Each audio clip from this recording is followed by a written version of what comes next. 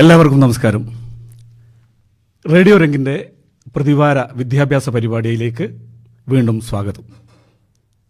വളരെ കാലികമായ വിഷയങ്ങൾ എടുത്തുകൊണ്ട് നിങ്ങൾക്ക് താല്പര്യമുള്ള കാര്യങ്ങൾ ചർച്ച ചെയ്യാൻ, വിദ്യാഭ്യാസപരമായ കാര്യങ്ങൾ ചർച്ച ചെയ്യാനുള്ള പ്രത്യേക എപ്പിസോഡാണ് ഇത്. നേരത്തെ സൂചിപ്പിച്ചതുപോലെ വളരെ കാലികമായ, എന്തെന്നാൽ നമ്മളുടെ കുട്ടികളൊക്കെ സ്കൂളുകളിൽ പരീക്ഷയ്ക്ക് വേണ്ടി തയ്യാറെടുത്തുകൊണ്ടിരിക്കുന്ന ഈ ഒരു സമയത്ത് വളരെ കാലികമായ ഒരു വിഷയവുമായാണ് റേഡിയോ രംഗ് ഇന്നത്തെ വിദ്യാഭ്യാസ പരിപാടിയിലേക്ക് വന്നിരിക്കുന്നത്. നമ്മളുടെ അതിഥിയെ പരിചയപ്പെടാം. നിങ്ങൾക്ക് പലർക്കും നേരിട്ട് അറിയാവുന്നതാണ്. വിദ്യാഭ്യാസ വിചക്ഷണനും അതുപോലെ തന്നെ സാംസ്കാരിക പ്രവർത്തകനും അറിയപ്പെടുന്ന സൈക്കോളജിസ്റ്റും കൗൺസിലറും ഒക്കെ ആയ ഡോക്ടർ ശ്യാംകുമാറാണ് ഇന്നത്തെ അതിഥി.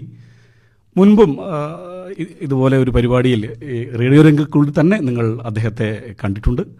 അദ്ദേഹത്തെ വളരെ ഊഷ്മളമായി ഈ ഒരു പരിപാടിയിലേക്ക് സ്വാഗതം ചെയ്യുന്നു. നമസ്കാരം എല്ലാവർക്കും. പലർക്കും അറിയാമെങ്കിൽ കൂടിയും കുറച്ചു പേർക്കെങ്കിലും അറിയില്ലെങ്കിൽ അദ്ദേഹത്തിൻ്റെ ക്രെഡൻഷ്യൽസ് കുറച്ചെങ്കിലും ഇവിടെ പറയേണ്ടിയിരിക്കുന്നു. നിരവധിയായ അദ്ദേഹം ഒരു മിനിസ്ട്രി ഓഫ് ഇലക്ട്രിസിറ്റി ആൻഡ് വാട്ടറിലെ സീനിയർ പ്രൊഫഷണലാണ്. കെമിസ്ട്രിയിൽ മാസ്റ്റേഴ്സ് ഡിഗ്രിയുള്ള, അതുപോലെ തന്നെ അപ്ലൈഡ് സൈക്കോളജിയിൽ മാസ്റ്റർ ഡിഗ്രി ഉണ്ട്. അതുപോലെ diploma in counselling from ICM UK, doctor of psychology, post doctorate, doctor of science, അതുപോലെ തന്നെ NLP മാസ്റ്റർ പ്രാക്ടീഷണർ. അങ്ങനെ നിരവധിയായ ക്രെഡൻഷ്യൽസ് ഉള്ള വളരെ ആപ്റ്റായിരിക്കുന്ന അനുചിതനായ ഒരു അതിഥിയാണ് ഇന്ന് നമ്മോടൊപ്പം ഉള്ളത്. എന്തു തോന്നുന്നു ഡോക്ടർ സാം? That's good. നമുക്ക് ഇന്നത്തെ സബ്ജക്റ്റുമായിട്ട് മുമ്പോട്ട് പോവാം. നോക്കാം നമുക്ക് എങ്ങനെയാണ് അതിൻ്റെ കാര്യങ്ങൾ എന്തൊക്കെയാണെന്ന് പറഞ്ഞാൽ നോക്കാം. എനിക്ക് തോന്നുന്നു ഇന്ന് നമ്മൾ എടുക്കുന്ന സബ്ജക്റ്റ് കുറച്ചും കൂടെ എക്സാം ഫിയറുമായിട്ട് റിലേറ്റഡ് ആയിട്ടാണെന്ന് തോന്നുന്നു അല്ലേ? സോ നമുക്ക് നോക്കാം എങ്ങനെയാണ് അതിൻ്റെ എന്തൊക്കെയാണ് നമ്മുടെ ഓഡിയൻസിന് ആവശ്യം, അതനുസരിച്ച് നമുക്ക് മുമ്പോട്ട് പോവാം. സോ പ്രദീപ്, അതനുസരിച്ച് നമുക്ക് ഒന്ന് ചർച്ച ചെയ്ത് മുമ്പോട്ട് പോകാം. ഉറപ്പായിട്ടും പ്രേക്ഷകർക്ക് നിങ്ങൾക്ക് താല്പര്യമുള്ള കാര്യങ്ങൾ കമൻറ്റുകളായിട്ട് ചോദിക്കാവുന്നതാണ്. ചോദ്യങ്ങൾ അതിനനുസരിച്ച് ഡോക്ടർ ശ്യാംകുമാർ നമ്മൾക്ക് വേണ്ടി മറുപടി പറയുന്നതായിരിക്കും. ആദ്യം തന്നെ തുടങ്ങട്ടെ. ഈ പരീക്ഷാ കാലത്ത് ഈ കുട്ടികൾക്കുണ്ടാകുന്ന ഈ ഒരു പേടി നമ്മുടെയൊക്കെ ചെറുപ്പകാലങ്ങളിൽ ഇതുപോലെ ഉണ്ടായിരുന്നു. ഇന്ന് എന്താണ് അതിൻ്റെ റെലവൻസ് എന്നുള്ളതിൽ പറഞ്ഞുകൊണ്ട് തുടങ്ങാമെന്ന് വിചാരിക്കുന്നു. അതൊരു നല്ല ചോദ്യമാണ്. പരീക്ഷാ പേടി എന്ന് പറയുന്നത് ഇത് ശരിക്കും പറഞ്ഞ എക്കാലത്തുള്ളത് തന്നെയാണ്. പരീക്ഷാ പേടി നമ്മളുമൊക്കെ അനുഭവിച്ചിട്ടുണ്ട്. പക്ഷെ ഇത്ര തോതിലല്ലെങ്കിലും, ഇത്ര ഒരു ഇതിലേക്ക് ലെവലിലല്ലെങ്കിൽ പോലും അതിനൊരുപാട് കാരണങ്ങളുണ്ട്. എന്തുകൊണ്ടാണ് നമ്മൾ അത്ര പരീക്ഷാ പേടി അനുഭവിക്കാത്തതെന്നൊക്കെ ഒരുപാട് കാരണങ്ങളുണ്ട്. അപ്പോൾ പരീക്ഷാ പേടി, പക്ഷെ ഞാൻ പൊതുവേ പറയാറുണ്ട്, അതായത് പരീക്ഷാ പേടി ഒരു പരിധിവരെ നല്ലതാണ്. കാരണം എന്താ പറഞ്ഞാൽ നമുക്ക് ഒട്ടും പേടിയില്ലെങ്കിൽ നമ്മളുടെ പെർഫോമൻസ് വളരെ മോശമായി പോകും. അപ്പോൾ ടു സെർട്ടൺ എക്സ്റ്റെൻഡ് നമുക്ക് പേടി എല്ലാ കാര്യത്തിലും നല്ല, കാരണം നമ്മൾ പറയാറുള്ളൂ ഒരു പോസിറ്റീവ് സ്ട്രെസ് എന്നുപോലെ. പക്ഷെ അത് കുറേ ഓവർ ആവുന്ന സമയത്ത്, അതായത് ഒത്തിരി പേടി വന്നിട്ട് മറ്റു പല സൈക്കോളജിക്കൽ പ്രശ്നങ്ങളും അങ്ങനെയുള്ള ഒരുപാട് പ്രശ്നങ്ങൾ വരുന്ന സമയത്താണ് നമ്മളത് റിയലി അറ്റൻഡ് ചെയ്യേണ്ടതും അതിനെ നമ്മൾ അഡ്രസ്സ് ചെയ്യേണ്ടതും. ശരിക്ക് ഏറ്റവും ചുരുങ്ങിയ വാക്കുകളിൽ പറയുകയാണെങ്കിൽ എന്താണ് ഈ പരീക്ഷാ പേടി? എന്താണ് ഈ എക്സാം ഫിയർ? ഇപ്പം എക്സാം ഫിയർ എന്ന് പറഞ്ഞാൽ ഇപ്പം നമ്മൾ സാധാരണ കണ്ടിട്ടുണ്ട് പല കുട്ടികളും വളരെ നന്നായി എക്സാം പ്രിപ്പറേഷനൊക്കെ ചെയ്യാറുണ്ട്. പൊതുവേ പ്രത്യേകിച്ച് നമ്മളുടെ ഗൾഫ് കൺട്രീസിലൊക്കെ കാണുന്ന കുട്ടികളാണെങ്കിൽ ഒരുവിധം സാമാന്യം തരക്കേടില്ലാത്ത വിധത്തിലൊക്കെ പ്രിപ്പയർ ചെയ്യാറുണ്ട്. പക്ഷേ ഈ പ്രിപ്പറേഷൻ എത്ര നന്നായിട്ട് ചെയ്താലും എക്സാം ഹാളിൽ എത്തുന്ന സമയത്ത് ഈ പഠിച്ച കാര്യങ്ങളൊക്കെ ഒന്ന് റീകളക്ട് ചെയ്യാനും റീപ്രൊഡ്യൂസ് ചെയ്യാനും പറ്റാത്തൊരവസ്ഥ വരുന്നുണ്ട് പലപ്പോഴും. അത് ശരിക്കും പറഞ്ഞാൽ ആ ഒരു പേടി കൊണ്ട് തന്നെയാണ്. അപ്പോൾ അത് എന്തുകൊണ്ട് വരുന്നു എന്നുള്ളത് അത് കുറച്ചും കൂടെ നമുക്ക് ഡീറ്റെയിൽ ആയിട്ട് ഡീപ്പായിട്ട് നമുക്ക് പോകണം. എന്തുകൊണ്ടാണ് അങ്ങനെ ഒരു അവസ്ഥ കുട്ടികൾക്ക് വരുന്നത് എന്നുള്ളതിന് നിരവധി കാരണങ്ങൾ. ഒന്നാമത് അതിൻ്റെ ഏറ്റവും വലിയ പ്രശ്നം എന്ന് പറയുന്നത്, നമ്മളിപ്പോൾ പറഞ്ഞു കുട്ടികൾ നന്നായി പ്രിപ്പയർ ചെയ്യുന്നു എന്ന് നമ്മൾ പറഞ്ഞു. പക്ഷേ പലപ്പോഴും ഒരു പ്രോപ്പർ പ്രിപ്പറേഷൻ, ഒരു ലാക്ക് ഓഫ് പ്രോപ്പർ പ്രിപ്പറേഷൻ, നന്നായിട്ട് പഠിക്കുന്നതിൻ്റെ ഒരു ലേണിംഗ് സ്റ്റൈലിൽ ഒരുപാട് വ്യത്യാസങ്ങളുണ്ട്. അപ്പോൾ വളരെ ഡീപ്പായിട്ട് കുട്ടികൾ പഠിക്കുക, അല്ലെങ്കിൽ ജസ്റ്റ് മഗ്ഗിങ് അപ്പ് ആവാം. ഈ മഗ്ഗിങ് അപ്പ് കൊണ്ട് കാരണം എന്ത് പറഞ്ഞാൽ നമ്മളെല്ലാം പഠിച്ചു എന്ന് തോന്നാം, പക്ഷെ നമുക്ക് എക്സാം ഹോളിൽ എത്തുമ്പോൾ നമുക്ക് റീകളക്ട് ചെയ്യാൻ പറ്റില്ല. അപ്പോൾ അതൊരു പ്രശ്നമാണ്. നമ്മളതിൻ്റെ കൺസെൻറ്റ്, അതായത് അവൻ്റെ കറക്റ്റായിട്ട് മനസ്സിലാക്കിയിട്ട് പഠിക്കാതിരിക്കുമ്പോൾ അത് റീപ്രൊഡ്യൂസ് ചെയ്യാൻ വിഷമമാണ്. കാരണം ബൈഹാർട്ട് പഠിച്ചു പോയാൽ എത്രമാത്രം നമുക്ക് റീപ്രൊഡ്യൂസ് ചെയ്യാൻ പറ്റും, അതൊരു വലിയ പ്രശ്നമായിട്ട് ഞാൻ കാണുന്നുണ്ട്. പലപ്പോഴും കുട്ടികൾ ഈ കണ്ണടച്ചിട്ട് ചുമ്മാ ഉരുവിട്ട് പഠിക്കുന്ന ആ ഒരു സ്ഥിതി, ഒരു രീതി, അതൊന്ന് മാറേണ്ടതുണ്ട്. കുറച്ചും കൂടെ നമ്മൾ അതിൻ്റെ കൺസെൻറ്റ് മനസ്സിലാക്കിയിട്ട് അതിൻ്റെ ശരിക്കും പറഞ്ഞാൽ അതിൻ്റെ കറക്റ്റായിട്ടുള്ള അതിൻ്റെ മീനിങ് മനസ്സിലാക്കിയിട്ട് നമ്മൾ കാര്യങ്ങൾ പഠിച്ചു പോകുമ്പോൾ കുറച്ചും കൂടെ നന്നായിട്ട് ചെയ്യാൻ പറ്റും എന്നാണ്. അപ്പം നമ്മൾ ഡീപ്പായിട്ട് പഠിക്കുന്നതിൽ അല്ലെങ്കിൽ ഒരു ലാക്ക് ഓഫ് പ്രോപ്പർ പ്രിപ്പറേഷൻ എന്ന് വേണമെങ്കിൽ നമുക്ക് പറയാം.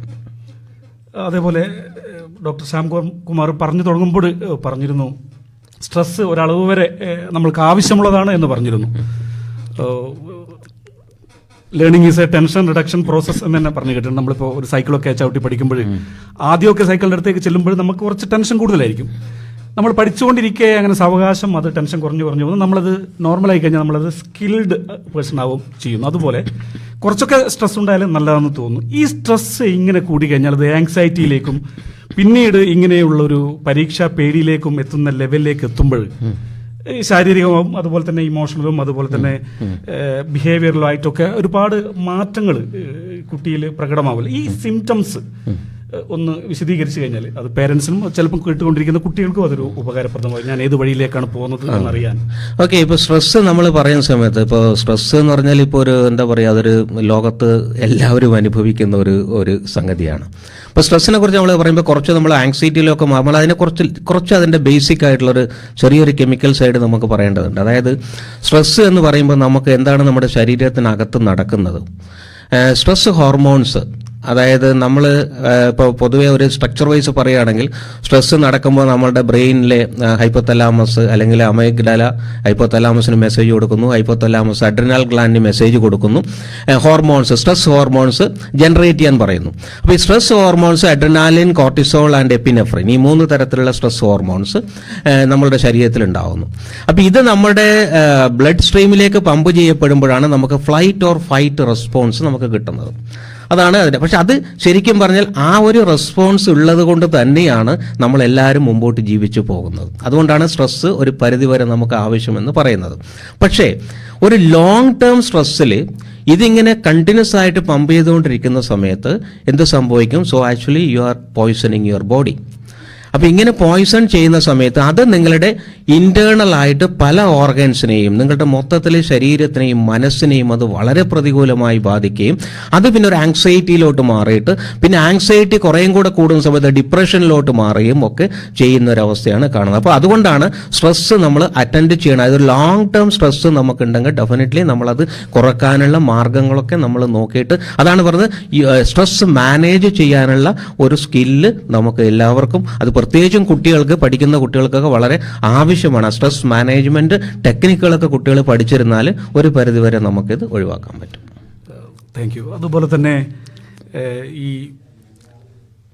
പരാജയപ്പെടുമോ എന്നുള്ള ചില ഭീതികൾ, അതുപോലെ തന്നെ മുൻപ് ഉള്ള അനുഭവങ്ങൾ, പരീക്ഷാ അനുഭവങ്ങൾ, ചിലപ്പം ഏതെങ്കിലും പരീക്ഷയിൽ തോൽക്കുകയോ മറ്റോ ചെയ്തിട്ടുണ്ടായ ചില മോശപ്പെട്ട നെഗറ്റീവായിട്ടുള്ള കാര്യങ്ങൾ ഉണ്ടാകുന്ന തരത്തിലുള്ള അനുഭവങ്ങൾ, അതുപോലെ തന്നെ മുൻകൂട്ടിയുള്ള തയ്യാറെടുപ്പുകളില്ല, ഇങ്ങനെയൊക്കെയുള്ള കാര്യങ്ങളാൽ ഇതിങ്ങനെ ഈ പരീക്ഷാ പേടി ഉണ്ടാകാറുണ്ട് എന്ന് കേട്ടിട്ടുണ്ട്. അതൊന്ന് വിശദീകരിക്കും. അത് ശരിയാണ്, 100% ശരിയാണ്. കാരണം എന്താ, ഈ സ്ട്രെസ് വരാനുള്ള ഒരു റീസൺസ് നമ്മൾ പറയുമ്പോൾ ഒന്ന് നമ്മൾ പറയുന്നത്, ഞാനിപ്പോൾ പറഞ്ഞു ലാക്ക് ഓഫ് പ്രോപ്പർ പ്രിപ്പറേഷൻ പറഞ്ഞു, പിന്നെ മറ്റൊന്ന് ഫിയർ ഓഫ് ഫെയിലിയർ ഒന്ന്, പിന്നെ അൺറിയലിസ്റ്റിക് എക്സ്പെക്ടേഷൻ. കാരണം പരീക്ഷ, ഫിയർ ഓഫ് ഫെയിലിയർ, പിന്നെ ഇറേഷണൽ ബിഹേവിയർ അല്ലെങ്കിൽ ഇറോഷണൽ അതിന്റെ അർത്ഥം ഇപ്പം നമ്മൾ ഒരു കുട്ടിയോ ഞാനിപ്പോൾ പരീക്ഷയ്ക്ക് തോറ്റുപോയാൽ അല്ലെങ്കിൽ മാർക്ക് കുറഞ്ഞു പോയാൽ എൻ്റെ പാരൻസ് എന്ത് വിചാരിക്കും, എൻ്റെ ടീച്ചേഴ്സ് എന്ത് വിചാരിക്കും, എൻ്റെ ഫ്രണ്ട്സ് എന്ത് പറയും, അപ്പോൾ അവൻ്റെ ആ ഒരു ഈഗോ സ്റ്റാറ്റസുമായിട്ട് അത് അവിടെ പ്രശ്നം ഉണ്ടാക്കും. ആ ഒരു ബിലീവ്സ് ഉണ്ടാവും. അതുകൂടാതെ തന്നെ ഞാൻ പറഞ്ഞു ഇപ്പോൾ പറഞ്ഞു, പിന്നെ പറഞ്ഞാൽ ചിലവർക്ക് എന്ന് പറഞ്ഞാൽ ഒരു ഡിമാൻഡ് ഉണ്ടാവും, ഇറേഷണൽ ഡിമാൻഡ് എന്ന് പറയും. അതായത് എനിക്ക് എന്തായാലും 90% കിട്ടിയേ പറ്റൂ എന്നുള്ള എന്നുള്ളൊരു ചിന്ത.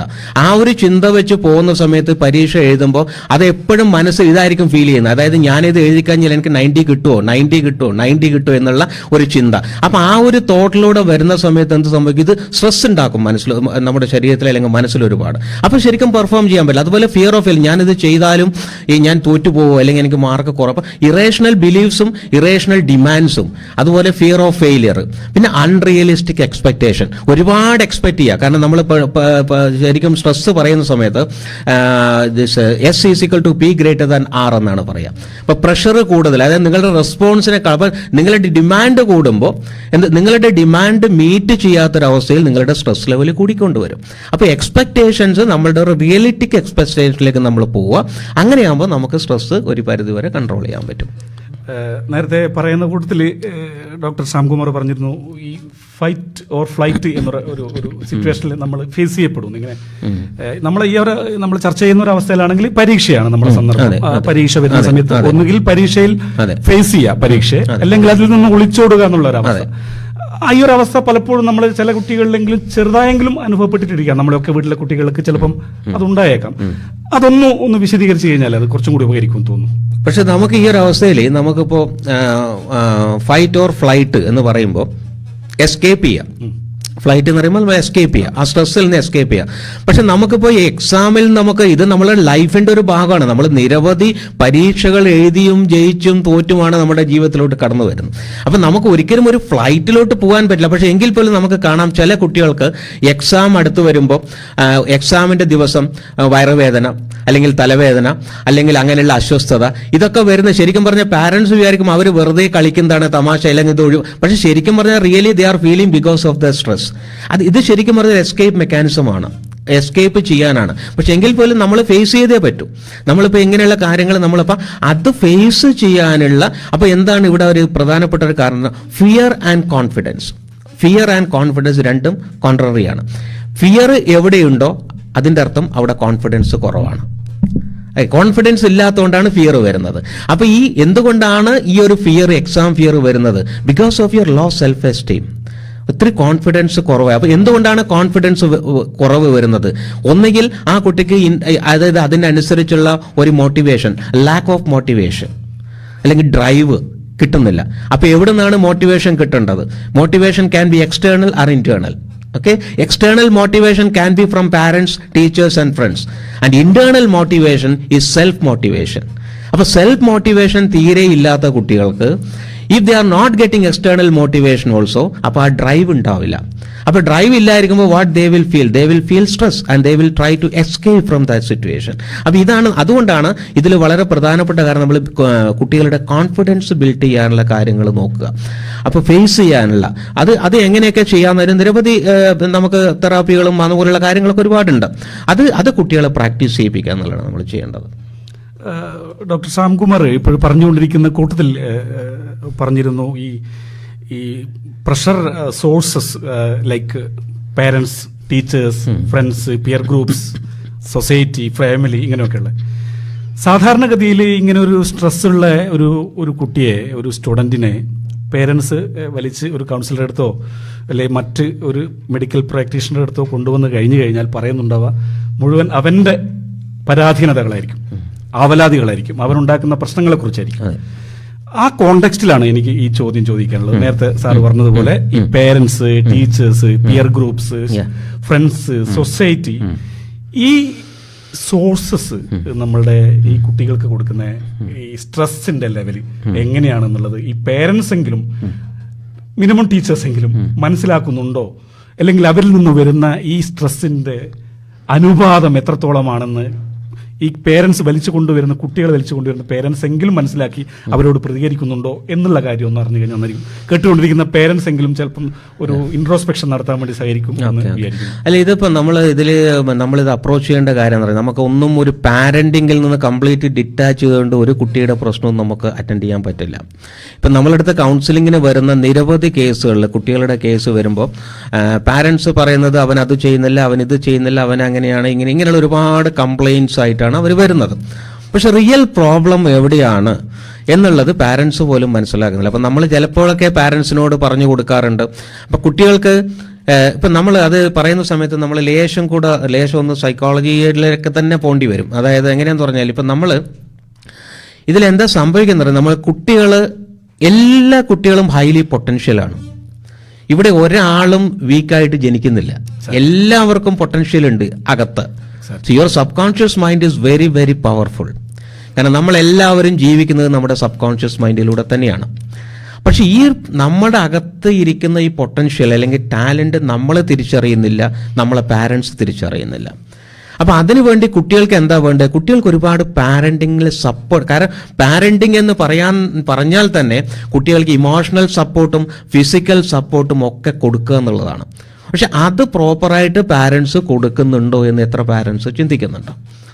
നമ്മൾ ഏത് സമയത്തും കുട്ടിയെ ക്രിട്ടിസൈസ് ചെയ്യുക, ഏത് സമയത്തും കുട്ടിയെ ബ്ലെയിം ചെയ്യുക, ഏത് സമയത്തും കുട്ടിയിലേക്ക് നെഗറ്റീവ് ടോക്ക് ഇൻഡ്യൂസ് ചെയ്യുക, ഇതൊക്കെ ഇൻഡയറക്റ്റ് ആയിട്ട് ആ കുട്ടിയിലേക്ക് വന്ന് അവിടെ സബ് കോൺഷ്യസ് മൈൻഡിൽ അറ്റാച്ച് ചെയ്ത് നിൽക്കുമ്പോൾ ആ കുട്ടിക്ക് ഓട്ടോമാറ്റിക്കലി മാനസിക പ്രശ്നം തന്നെയാണ് ഉണ്ടാവുക. അപ്പം അവിടെയൊക്കെ അപ്പോൾ പാരൻസ് മനസ്സിലാക്കേണ്ട ഈ എക്സാം സമയത്ത് നിങ്ങളുടെ കുട്ടികളെ നിങ്ങൾക്ക് ഇമോഷണലായിട്ട് സപ്പോർട്ട് ചെയ്യാൻ പറ്റുമോ? അപ്പം നിങ്ങളുടെ ഇമോഷണലായിട്ട് കുട്ടികളെ എങ്ങനെ നിങ്ങൾക്ക് സപ്പോർട്ട് ചെയ്യാൻ പറ്റും എന്നുള്ള വേറൊരു പ്രശ്നം. അപ്പം നിങ്ങൾക്ക് അതിന് ഒത്തിരി മോട്ടിവേഷൻസ് ആയിട്ട് നിങ്ങൾക്ക് ഒന്നാമത് ഞാൻ പ്രത്യേകിച്ചും പറയാറുണ്ട്, അതായത് നിങ്ങളുടെ കുട്ടികളുടെ emotional support what they need exactly your eyes, your words, your smile and your attention. ഈ 4 കാര്യം നിങ്ങൾ പ്രോപ്പറായിട്ട് നിങ്ങളുടെ കണ്ണുകൾ നിങ്ങളുടെ കുട്ടികൾക്ക് കൊടുക്കുന്നുണ്ടോ? What is the meaning of that? നിങ്ങൾ എപ്പോഴെങ്കിലും നിങ്ങളുടെ കുട്ടികളുടെ കണ്ണുകളിൽ നോക്കി സംസാരിക്കാറുണ്ടോ? കാരണം ഞാൻ ഓർക്കുന്ന ഞാൻ വായിച്ച ഇതിൽ, അതായത് ജോർജ് ബെർണാഡ് ഷാ ഒരു പ്രാവശ്യം ഒരു സെഷനിൽ എടുക്കുന്ന സമയത്ത് അദ്ദേഹം ഒരു ക്വസ്റ്റ്യൻ ചോദിച്ചു പാരൻസിനോട്, ഈ ലോകത്തിലെ ഏറ്റവും സുന്ദരമായ വസ്തു ഏതാണ് എന്ന് ചോദിച്ചു. അപ്പോൾ എല്ലാവരും ഒരുപാട് ഡിഫറെൻ്റ് ആയിട്ടുള്ള ഉത്തരങ്ങളൊക്കെ പറഞ്ഞു. പക്ഷെ ആരും അതിന് അവസാനം ആദ്യം പറഞ്ഞ പ്രോപ്പർ ആൻസർ, ഈ ലോകത്തിലെ ഏറ്റവും ബ്യൂട്ടിഫുൾ ആയിട്ടുള്ള വസ്തു എന്ന് പറയുന്നത് നിങ്ങളുടെ മക്കളുടെ കണ്ണുകളാണെന്നാണ് പറഞ്ഞത്. സോ അത് വളരെ ഒരു ഇതായിട്ടുള്ളത്. കാരണം അത് ശരിക്കും പറഞ്ഞാൽ നമ്മൾ കാണുന്നില്ല അപ്പോൾ അതിൻ്റെ അർത്ഥം നമ്മൾ ആ ഒരു സ്നേഹം, ആ ഒരു അഫെക്ഷൻ കുട്ടികൾക്ക് കൊടുക്കുന്നുണ്ടോ? അപ്പം നിങ്ങൾ എത്രമാത്രം സപ്പോർട്ട് നിങ്ങളെ കുട്ടികൾ ഈ സമയത്ത് ചെയ്യുന്നുണ്ട് എന്നുള്ളതാണ്. അവർക്ക് നല്ലൊരു ഇമോഷണൽ സപ്പോർട്ട് കൊടുക്കണം, അവർക്ക് നല്ലൊരു ടച്ച് കൊടുക്കണം, അവരെ സപ്പോർട്ട് ചെയ്യണം. കാരണം ഇമോഷൻസ് എല്ലാവർക്കും ഉണ്ടാവും, ഇമോഷൻസ് കുട്ടികൾക്ക് മാത്രമല്ല മുതിർന്നവർക്കും ഉണ്ടാവും. പക്ഷെ നമ്മളെങ്ങനെ ബാലൻസ് ചെയ്യുന്നു, നമ്മൾ അതിനെ എങ്ങനെ അറ്റൻഡ് ചെയ്യുന്നുള്ളൂ. അപ്പോൾ പാരൻസ് ശരിക്കും പറഞ്ഞാൽ കുട്ടികളെ, കാരണം പല പ്രശ്നങ്ങളും കുട്ടികളുടെ പ്രശ്നം, ഞാനിപ്പോൾ ഈ കൗൺസിലിങ്ങിനകത്ത് നിരവധി ഇടപെടുന്നത് കൊണ്ട് തന്നെ എനിക്കറിയാം.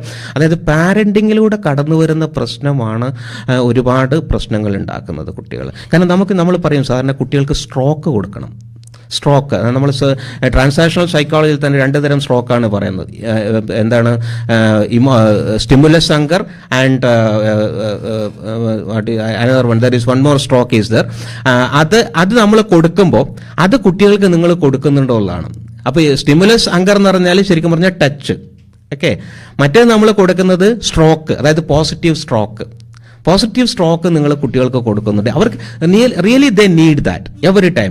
അപ്രിസിയേഷൻ, എൻകറേജ്മെന്റ്, ഇതൊക്കെ നമ്മൾ ഇടയ്ക്കിടയ്ക്ക് കുട്ടികൾക്ക് കൊടുത്തുകൊണ്ടിരുന്നാൽ അവർക്ക് ഒരുപാട് കോൺഫിഡൻസ് വരും. ആ കോൺഫിഡൻസ് ബിൽഡ് ചെയ്യേണ്ടത് ശരിക്കും പറഞ്ഞാൽ പാരൻസിൻ്റെയും ടീച്ചേഴ്സിൻ്റെയും അതുപോലുള്ള മറ്റുള്ളവരുടെ, നമ്മളുടെ സൊസൈറ്റിയുടെയും ഫ്രണ്ട്സിൻ്റെയും ഒക്കെ ഉത്തരവാദിത്വം തന്നെയാണ്. കേട്ടുകൊണ്ടിരിക്കുന്ന രക്ഷിതാക്കളെ, ഈ സമയത്ത് ഈ സെഷനിൽ ഡോക്ടർ ശ്യാംകുമാർ വിരൽ ചൂണ്ടിയിരിക്കുന്നത് രക്ഷിതാക്കൾക്കും ടീച്ചേഴ്സിനും നേരെയാണ്, കുട്ടികൾക്ക് നേരെയല്ല. സ്വാഭാവികം ഒരു കുട്ടിയും ഒരു പ്രശ്നം കൊണ്ടല്ല ജനിക്കുന്നത്, അവനുണ്ടാകുന്ന പ്രശ്നങ്ങൾ മുഴുവൻ നമ്മളിൽ അവനെത്തിപ്പെട്ടതിന് ശേഷമാണ് എന്നതാണ് ഇത് വിരൽ ചൂണ്ടുന്നത്. അതേപോലെ ഒരു സാധാരണഗതിയിൽ നമ്മൾ ഒരു പെർഫെക്ഷനിസ്റ്റ് ട്രാപ്പിലേക്ക് പെടാറുണ്ട്. അത് കുട്ടികൾ ചിലപ്പം പെട്ടേക്കാം, അവർ തന്നെയാകാം, അല്ലെങ്കിൽ അവർ ഇൻഡ്യൂസ് ചെയ്ത്, നേരത്തെ സാർ പറഞ്ഞതുപോലെ ഇൻഡ്യൂസ് ചെയ്ത് അങ്ങനെ ആക്കിയതാകാം, അല്ലെങ്കിൽ പേരൻസ് പെർഫെക്ഷനിസ്റ്റ് ആവണമെന്ന് നിർബന്ധിച്ചിട്ടാകാം, അല്ലെങ്കിൽ കുട്ടികൾ പഠിച്ചുകൊണ്ടിരിക്കുന്ന സ്ഥാപനങ്ങളിൽ നിന്നാകാം. അങ്ങനെയൊക്കെ ഈ ഒരു ട്രാപ്പിലേക്ക് പെട്ട് കഴിഞ്ഞാൽ 100% കുറഞ്ഞതൊന്നുമില്ല എന്നുള്ളൊരു ലോകത്തിലേക്ക് കുട്ടി എത്തിപ്പെട്ട് കഴിഞ്ഞു കഴിഞ്ഞാൽ അത് ഇതുപോലെയുള്ള ഈ സ്ട്രെസ്സിനും ഇതുപോലുള്ള പരീക്ഷ പേടിയൊക്കെ ഉത്തേജിപ്പിക്കുന്നുണ്ട്. തീർച്ചയായിട്ടും ഉണ്ടാവും. കാരണം അതാണ് ഞാൻ പറഞ്ഞ ആദ്യത്തെ ഇറേഷണൽ ഡിമാൻഡ് എന്ന് പറയുന്നത്, ഇറാഷണൽ ഡിമാൻഡ്. അതുപോലെ കുട്ടികൾ അങ്ങനെ ഒരു പ്രഷർ കൊടുക്കേണ്ട ആവശ്യം നമുക്കില്ല കുട്ടികൾക്ക്. അങ്ങനെ നമ്മളെ കുട്ടികൾ, ഇപ്പം ഞാൻ എൻ്റെ പല ക്ലാസ്സുകളിലും പറയാറ്, do your best, don't try to be perfect. Perfect ആവാൻ നമ്മൾ പ്രഷർ ചെയ്ത് കഴിഞ്ഞാൽ ഒത്തിരി പ്രശ്നങ്ങളാവും. കാരണം പെർഫെക്ഷൻ എന്ന് പറഞ്ഞപ്പോൾ എൻ്റെ പെർഫെക്ഷൻ ആയിരിക്കില്ല ഒരുപക്ഷെ പ്രദീപിന്റെ പെർഫെക്ഷൻ. അതുപോലെ മറ്റുള്ളവർ ഇപ്പം മേ ബി ഞാനൊരു പെർഫെക്ഷൻ ആഗ്രഹിക്കുന്ന വ്യക്തിയായിരിക്കും. അതുകൊണ്ട് എൻ്റെ ഫ്രണ്ട്സും അല്ലെങ്കിൽ എൻ്റെ റിലേറ്റീവും എൻ്റെ വൈഫും എൻ്റെ കുട്ടികളൊക്കെ പെർഫെക്റ്റ് ആവണമെന്ന് ശാഠ്യം പിടിക്കുന്നതിൽ അർത്ഥമില്ല. അപ്പം നമുക്ക് നമ്മുടേതായ അവർക്ക് every individual is A unique personality അല്ലേ, എല്ലാവരും ഒരു യുണീക്കാണ്. അപ്പോൾ ഓരോ കുട്ടിയും ഒരു യുണീക്ക് പേഴ്സണാലിറ്റി തന്നെ ആയിട്ടാണ് ജനിക്കുന്നത്. അപ്പോൾ അവർ പെർഫെക്റ്റ് ആവണമെന്ന് നിങ്ങൾ പ്രഷറൈസ് ചെയ്തുകൊണ്ട് അത് നെഗറ്റീവിലോട്ടാണ് പോകുന്നത്.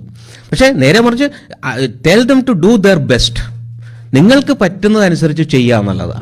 അവിടെയാണ് നമ്മൾ കാരണം പലപ്പോഴും ഞാൻ കേട്ടിട്ടുണ്ട് പല പാരൻസും മറ്റുള്ള കുട്ടികളുടെ ഇടയിൽ നിന്നും അല്ലെങ്കിൽ ആൾക്കാരുടെ നിന്നും സ്വന്തം മക്കളെ ഒരുപാട് നെഗറ്റീവായി താഴ്ത്തിക്കെട്ടി സംസാരിക്കും, ഒരു വാല്യൂ ഇല്ലാതെ പോലെ സംസാരിക്കുന്നു.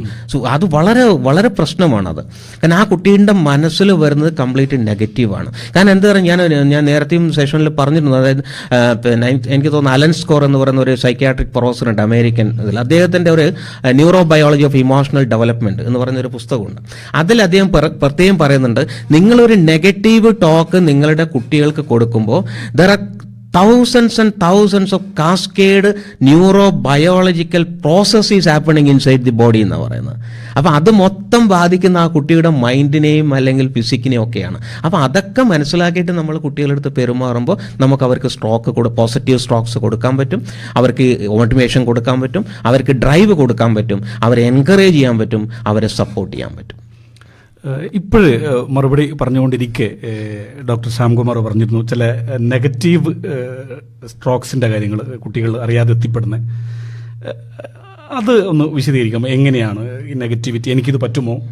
ഞാനിതിന് പറ്റിയ ഒരാളല്ല, എന്നെ മറ്റേ 100% വായിച്ചുകൊണ്ടിരിക്കുന്ന ആ കുട്ടിയെ പോലെയല്ല ഞാൻ, എനിക്കൊരുപാട് പോരായ്മകളുണ്ട്, എൻ്റെ വീട്ടിൽ അതില്ല ഇതില്ല, ഇങ്ങനെയുള്ള നെഗറ്റിവിറ്റി അറിയാതെ വന്ന് പെട്ടിട്ട് കുട്ടികൾക്ക് ഇതുപോലുള്ള പഠിക്കാനുള്ള പോരായ്മകൾ ഉണ്ടാവുകയും അതുപോലെ ഈ പരീക്ഷാ പേടിയിലൊക്കെ എത്തിപ്പെടുന്ന എന്ന് കേട്ടിട്ടുണ്ട്. അതിനൊന്ന് വിശദീകരിക്കും. അല്ല, നെഗറ്റീവ് ഞാൻ പറയും, ഈ നെഗറ്റീവ് അറിയാതെ കുട്ടികളുടെ മനസ്സിൽ എത്തുന്നതല്ല അത് നമ്മൾ അൺഫോർച്ചുനേറ്റ്ലി നമ്മളെല്ലാവരും നമ്മുടെ ജീവിതത്തിൽ നമ്മൾ ജീവിതം തുടങ്ങിയത് മുതൽ നമ്മൾ ഏറ്റവും കൂടുതൽ കേൾക്കുന്നത് നെഗറ്റീവ് ടോക്സ് ആണ്.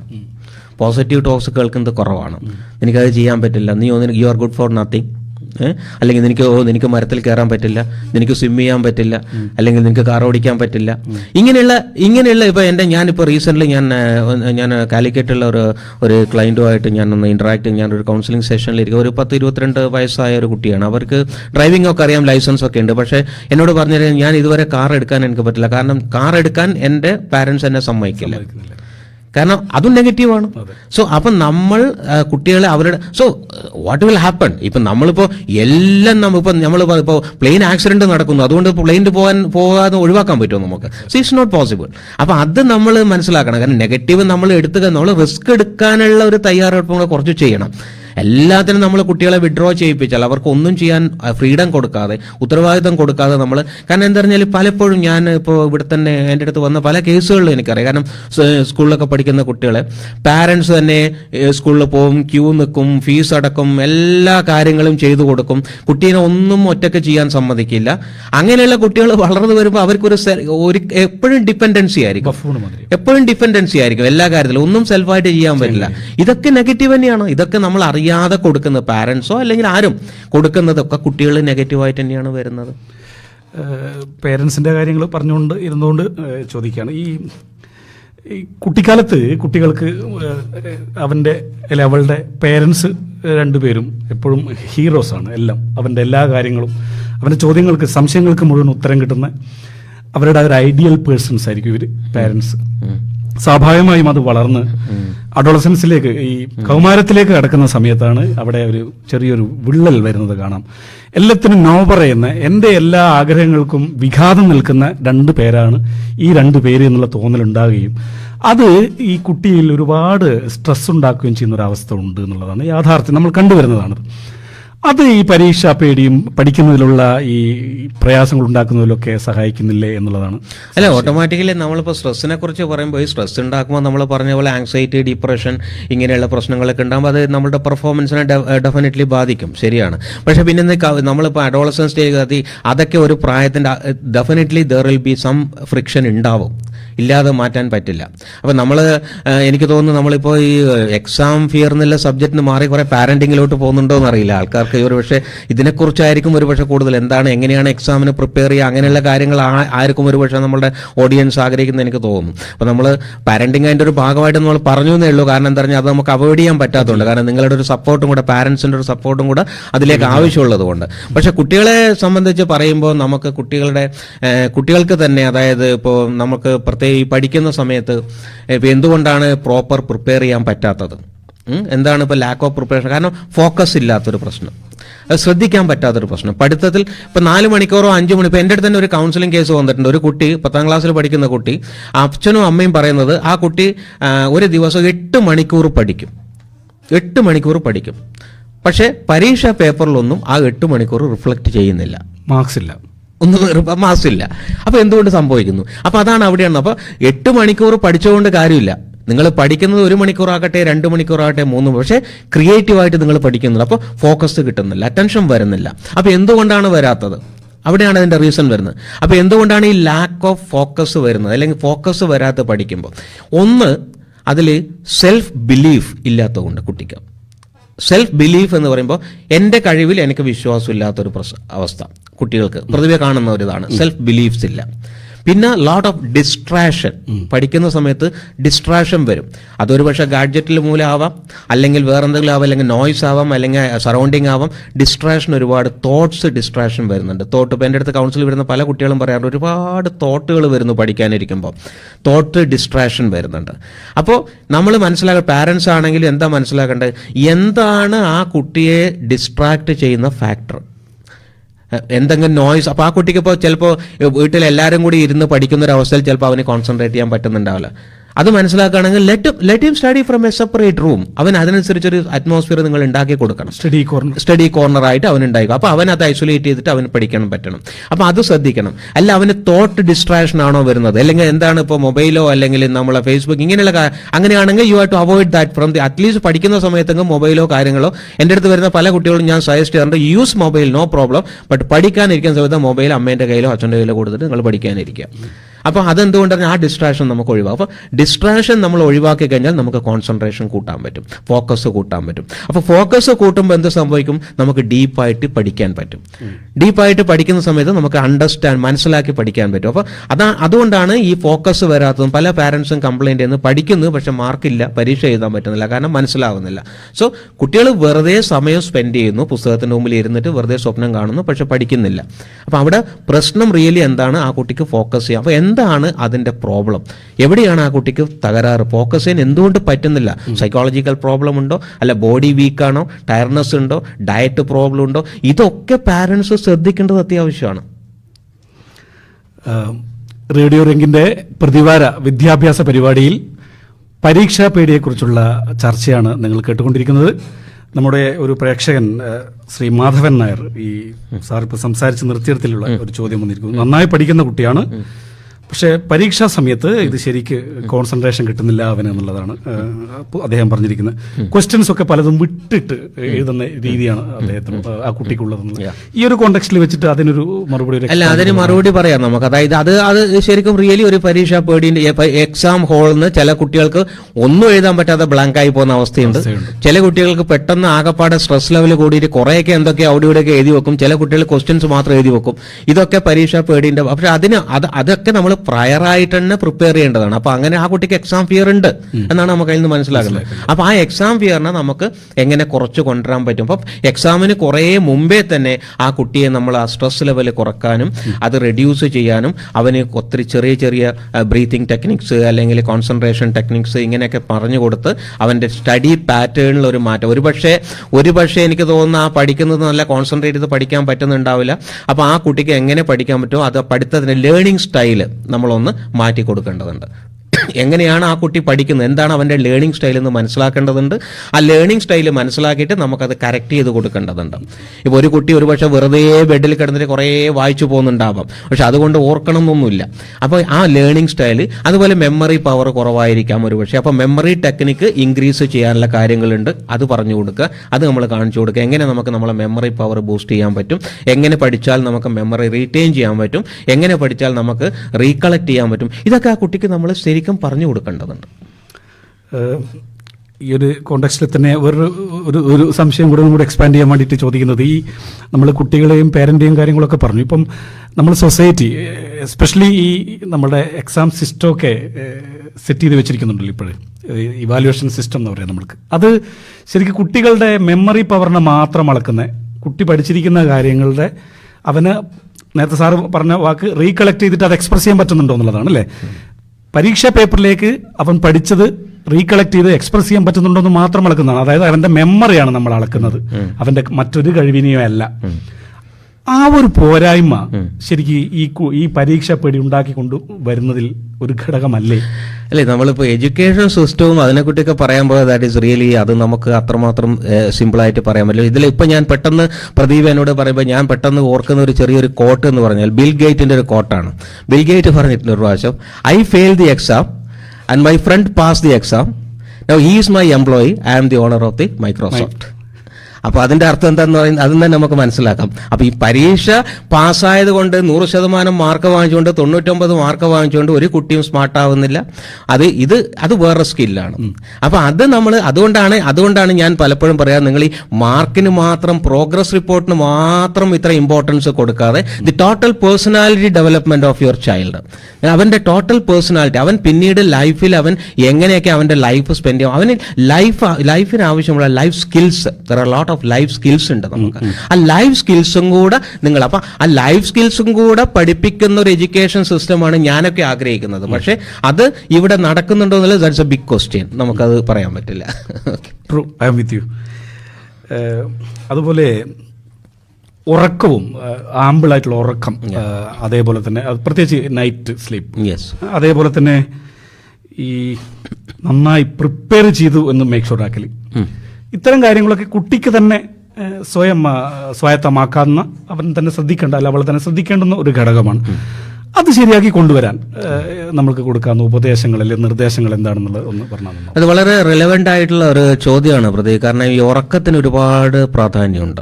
അതായത് പ്രത്യേകിച്ചും പഠിക്കുന്ന കുട്ടികൾ, പലപ്പോഴും ഞാനത് പല കുട്ടികളും എൻ്റെ പല ക്ലാസ്സുകളിലും ഞാൻ പറയാറുണ്ട് കുട്ടികളോട്. കാരണം നമുക്ക് നമ്മുടെ ഈ ഉറക്കത്തിൽ ബാലൻസ് പോയി കഴിഞ്ഞാൽ തന്നെ നമ്മുടെ മൊത്തം മനസ്സിൻ്റെ ബാലൻസ് നഷ്ടപ്പെടും. അപ്പോൾ ഇമോഷണൽ ബാലൻസ് റീറ്റെയിൻ ചെയ്യാനുള്ള വൺ ഓഫ് ദി ഒരു വഴി എന്ന് പറയുന്നത് നല്ല സ്ലീപ്പ് എടുക്കുക. മിനിമം ഒരു 7 ഒരു പഠിക്കുന്ന കുട്ടി ഒരു 7 hours എങ്കിലും ഡെയിലി ഉറങ്ങിയിരിക്കണം. പക്ഷെ അത് എന്താ പറഞ്ഞാൽ അതിൽ ഒരു സിസ്റ്റം വേണം, റുട്ടീൻ വേണം. തോന്നുമ്പോൾ കിടന്ന് ഉറങ്ങുക, തോന്നുമ്പോൾ എഴുന്നേക്കുക, തോന്നുമ്പോൾ പഠിക്കുക, ഈ ഒരു സിസ്റ്റം മാറണം. കാരണം അവർക്കൊരു റുട്ടീനായിട്ടുള്ളൊരു സിസ്റ്റം വേണം. അതായത് രാത്രി, ഇപ്പം ഞാനിപ്പോൾ പല കുട്ടികളോടും പറയാറുണ്ട്, എക്സാമിന് തലേദിവസം നിങ്ങൾ ഒരു കാരണവശാലും 10 മണിക്ക് മേലെ ഇരുന്ന് പോകരുതെന്ന്. മനസ്സിലായി? ചില കുട്ടികൾ രാത്രി 2 മണി, ഏർലി മോർണിംഗ് 2 മണി 3 മണി വരെയൊക്കെ ഇരുന്നിട്ട് രാവിലെ എഴുന്നേറ്റ് പോയി എക്സാം ഹാളിൽ പോയാൽ ഉറങ്ങിയ അവസ്ഥ. ഒരു വസ്തുവും അവർക്ക് റീകളക്ട് ചെയ്യാൻ പറ്റില്ല, അവർ പഠിച്ചതൊക്കെ വേസ്റ്റ് ആണ്. അപ്പം അതിന് പകരം നല്ല പ്രോപ്പറായിട്ട് ഒരു 8 മണിക്കൂർ ഉറങ്ങി രാവിലെ ഒന്ന് എഴുന്നേറ്റ് ഫ്രഷായി ഒരു 2-3 ബ്രീത്തിങ് ടെക്നിക്കൊക്കെ ഉപയോഗിച്ച് ചെയ്തൊന്ന് പരീക്ഷാ ഹാളിൽ പോയി കഴിഞ്ഞാൽ ഡെഫിനറ്റ്ലി ഈ ക്യാൻ ഡു ബെറ്റർ. അപ്പോൾ ഈ ഉറക്കത്തിന് വളരെ പ്രാധാന്യമുണ്ട്. കാരണം നമ്മൾ ഇമോഷണൽ ബാലൻസ് തന്നെ കിടക്കുന്നത് അതിലാണ്. അപ്പോൾ കുട്ടികളെ പ്രത്യേകിച്ചും പാരൻസ്, പക്ഷേ ഇതൊരു വലിയൊരു പ്രശ്നമാണ്. കാരണം എന്താ പറഞ്ഞാൽ ഇപ്പോൾ നമ്മൾ പറയാമെങ്കിലും പാരൻസിനും ഇതൊരു വലിയ പ്രശ്നമാണ്. കാരണം പല കുട്ടികളും ഈ ഒരു പാറ്റേൺ ഫോളോ ചെയ്യുന്നില്ല. കാരണം അവർ തോന്നുമ്പോൾ കിടന്നുറങ്ങും, തോന്നുമ്പോൾ ഇരിക്കും, തോന്നുമ്പോൾ പഠിക്കും. ഇത് മാറണം. അത് കുട്ടികളെ നമ്മൾ ട്രെയിൻ ചെയ്ത് തന്നെ നമ്മൾ കൊണ്ടുവരണം. അത് അവർ ശരിക്കും പറഞ്ഞ ഒരു സിസ്റ്റമാറ്റിക് ഓർഗനൈസ് ചെയ്യാനുള്ള ഒരു കപ്പാസിറ്റി, സിസ്റ്റമാറ്റിക് ഒരു അപ്രോച്ച് നമ്മൾ കുട്ടികളിൽ കൊണ്ടുവരേണ്ടതുണ്ട്. ഉറക്കം പ്രോപ്പറായിട്ട് വേണം. നമ്മൾ നേരത്തെ പറഞ്ഞ കാര്യത്തെ ഒരു കൗൺസിലർ അജി ജോഷ് നമ്മളെ അവര് നമ്മൾ പറഞ്ഞ കാര്യത്തെ സപ്പോർട്ട് ചെയ്തുകൊണ്ട് മെസ്സേജ് ഇട്ടിരിക്കുന്നു. അതേപോലെ തന്നെ ഈ പഠിക്കാനുള്ള കഴിവ് വർദ്ധിക്കാനും അതുപോലെ തന്നെ പരീക്ഷ പേടി ഒഴിവാക്കാനും ഒക്കെ ആരോഗ്യപരമായ കാര്യങ്ങൾ പ്രാധാന്യമുള്ളതാണെന്ന് കേട്ടിട്ടുണ്ട്. കുട്ടിയുടെ ആരോഗ്യം, നേരത്തെ പറഞ്ഞ പോലെ ഉറക്കം, അതേപോലെ എക്സസൈസസ്, തീർച്ചയായിട്ടും യോഗ, ബ്രീത്തിങ് എക്സസൈസസ്, മെഡിറ്റേഷൻ, തീർച്ചയായിട്ടും ഇതൊക്കെ എങ്ങനെ സഹായിക്കും എന്നുള്ളതൊന്ന് പറഞ്ഞു കഴിഞ്ഞാൽ നന്നായിരിക്കും. ഇതൊക്കെ എങ്ങനെ സഹായിക്കുന്നു വെച്ചാൽ ഇതിന്റെ ഏറ്റവും വലിയ ഇതെന്ന് പറഞ്ഞാൽ ഇതാണ്. നമ്മൾ പറഞ്ഞു സ്ട്രെസ് ആണ് ഇതിന്റെ ഏറ്റവും ബേസിക് റീസൺ അല്ലേ. അപ്പൊ സ്ട്രെസ് വരുമ്പോൾ ഞാൻ പറഞ്ഞു സ്ട്രെസ് വരുമ്പോൾ നമ്മുടെ ബ്ലഡ് സ്ട്രീമിൽ ഒത്തിരി പോയിസൺ കെമിക്കൽസ് പമ്പ് ചെയ്യുന്നുണ്ട്. ഇതിനെ ഡയലൂട്ട് ചെയ്ത് കൊണ്ടുവരിക എന്നുള്ളതാണ്. ഇതിനെ റെഡ്യൂസ് ചെയ്ത് കൊണ്ടുവരാന്ന് പറഞ്ഞാൽ നമ്മൾ അവിടെ അതിന്റെ കൂട്ടത്തിൽ നമ്മൾ എന്താ ഇപ്പൊ നമുക്ക് വരുന്ന കോർട്ടിസോൾ ലെവൽ, അല്ലെങ്കിൽ കോർട്ടിസോളാണ് ഏറ്റവും വലിയ സ്ട്രെസ് ഹോർമോൺ എന്ന് പറയുന്നത്. അപ്പൊ ഈ കോർട്ടിസോൾ ലെവലിനെ കുറച്ച് കൊണ്ടുവരാൻ നമ്മളവിടെ pleasure hormones like dopamine, serotonin ഇങ്ങനെയുള്ള പ്ലഷർ ഹോർമോൺസ് ജനറേറ്റ് ചെയ്യാം. അപ്പൊ ഈ പ്ലഷർ ഹോർമോൺസ് ജനറേറ്റ് ചെയ്യുന്നത് ഇതുപോലുള്ള പല മെഡിറ്റേഷൻ, ഇതുപോലുള്ള എക്സസൈസ്, യോഗ, തായ്ചി, ഇതിലെല്ലാം നമുക്ക് ഇതുപോലെ ഡോപ്പാമിനും സെറോട്ടോണിനും നൊറഡ്രിനാലിനും ഇങ്ങനെയുള്ള പല ഹോർമോൺസും നമ്മുടെ ശരീരത്തിൽ ജനറേറ്റ് ചെയ്യുന്നുണ്ട്. അങ്ങനെ ജനറേറ്റ് ചെയ്യുമ്പോൾ ഇത് വളരെ വളരെ നമ്മളുടെ മറ്റേ സ്ട്രെസ് ലെവലിനെ നമ്മൾ കുറക്കുക. പിന്നെ പൊതുവേ പറയുന്നുണ്ട്, അതായത് നമ്മളിപ്പോൾ ഒരു സർവേയിൽ തന്നെ ഞാൻ വായിച്ചിട്ടുണ്ട്, അതായത് ഇങ്ങനെയുള്ള സൈക്കോ തെറാപ്പികളൊക്കെ അറൌണ്ട് 30-40% സ്ട്രെസ് ഹോർമോൺസിനെ റെഡ്യൂസ് ചെയ്യാൻ സഹായിക്കുന്നതാണ് പറയുന്നത്. അപ്പോൾ അത് ശരിക്കും കുട്ടികൾ പ്രാക്ടീസ് ചെയ്ത് റുട്ടീനായിട്ട് തന്നെ എടുക്കണം. ഡെയിലി ഒരു രാവിലെ അല്ലെങ്കിൽ വൈകുന്നേരമോ വട്ടവർ മേ ബി കുറച്ചൊരു ബ്രീത്തിങ് എക്സസൈസ് പോലെയൊക്കെ ചെയ്ത് നമ്മൾ ഇതിനെ ഒന്ന് ചെയ്യേണ്ടത് വളരെ അത്യാവശ്യമാണ്. അത് സ്ട്രെസ് ലെവൽ നന്നായിട്ട് കുറയും. പക്ഷേ നിങ്ങൾ ഇന്ന് ചെയ്താൽ നാളേക്ക് സ്ട്രെസ് കുറയുന്നൊന്നും വിചാരിക്കേണ്ട. You have to continue for months, അല്ലാതെ നമുക്ക് പറയാൻ പറ്റില്ല. വാട്ടർ തെറാപ്പി ഒക്കെ, water therapy is also okay, everything. So all it will help for this reducing the stress level. Proper toilet training ഒക്കെ കുട്ടികൾക്ക് കൊടുക്കാം, അതും കൊടുക്കാം. അതൊക്കെ അതേപോലെ തന്നെ നേരത്തെ തുടക്കത്തിൽ സാർ പറഞ്ഞു നോർമൽ സ്ട്രെസ് നമ്മൾക്ക് വേണ്ടതാണ്, അത് ഉപകരിക്കുന്നതാണ്.